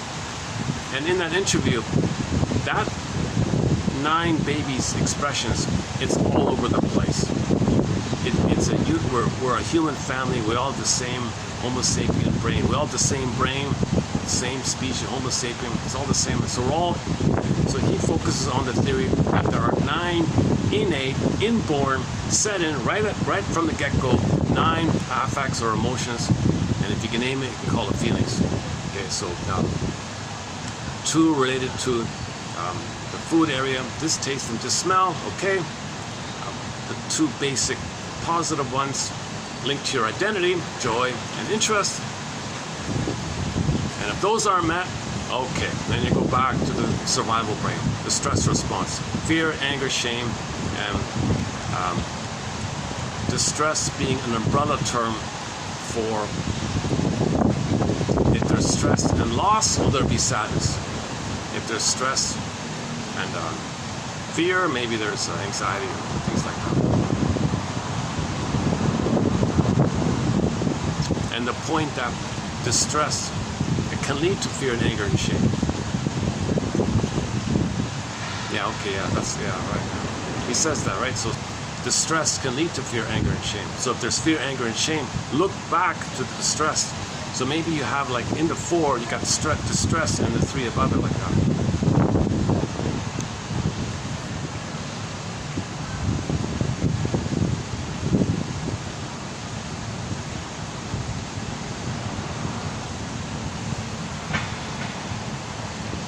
And each of those nine are on a spectrum, on like a 1 to 10 or something like that.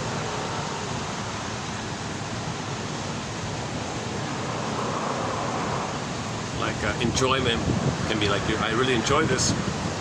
Then it could be like, then it go to like enthusiasm or something. Then it could be full on joy, maybe like that. And then maybe there's excitement, it's even more. Oh man, now I got a breeze here. Now I can do the video. Can we start now?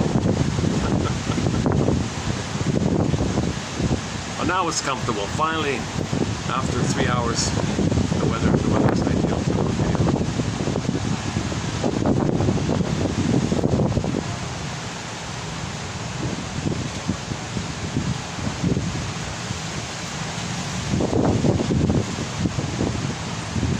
Oh, the lights are on here. Oh, I see. Okay, okay. The guests are gonna start pouring in. The guests are gonna. Oh, the cars are arriving. The dinner crowd's arriving. Okay, let's wrap it up here. Yeah, okay. It's too windy to. Yeah, it's gonna be too windy. It's too windy. The phone picks up muffling. You hear too much muffling.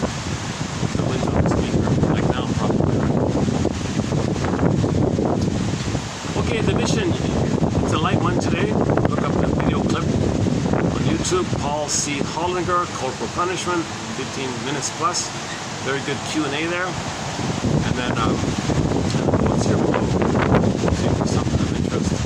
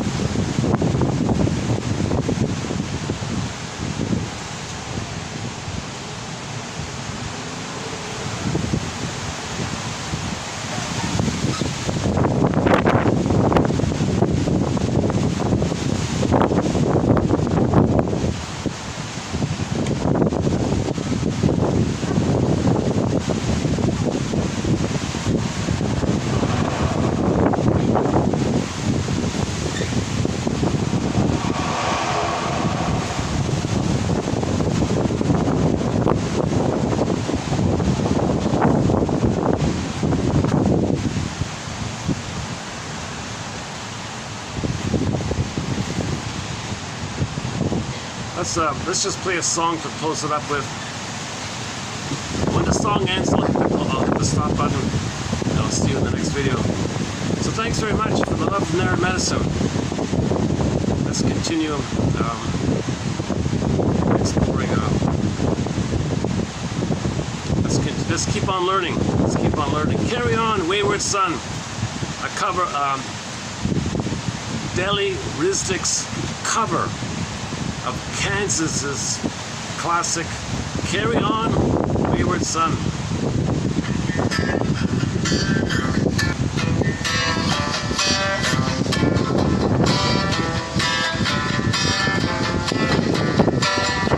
So rose above the noise and confusion, just to get a glimpse beyond this illusion.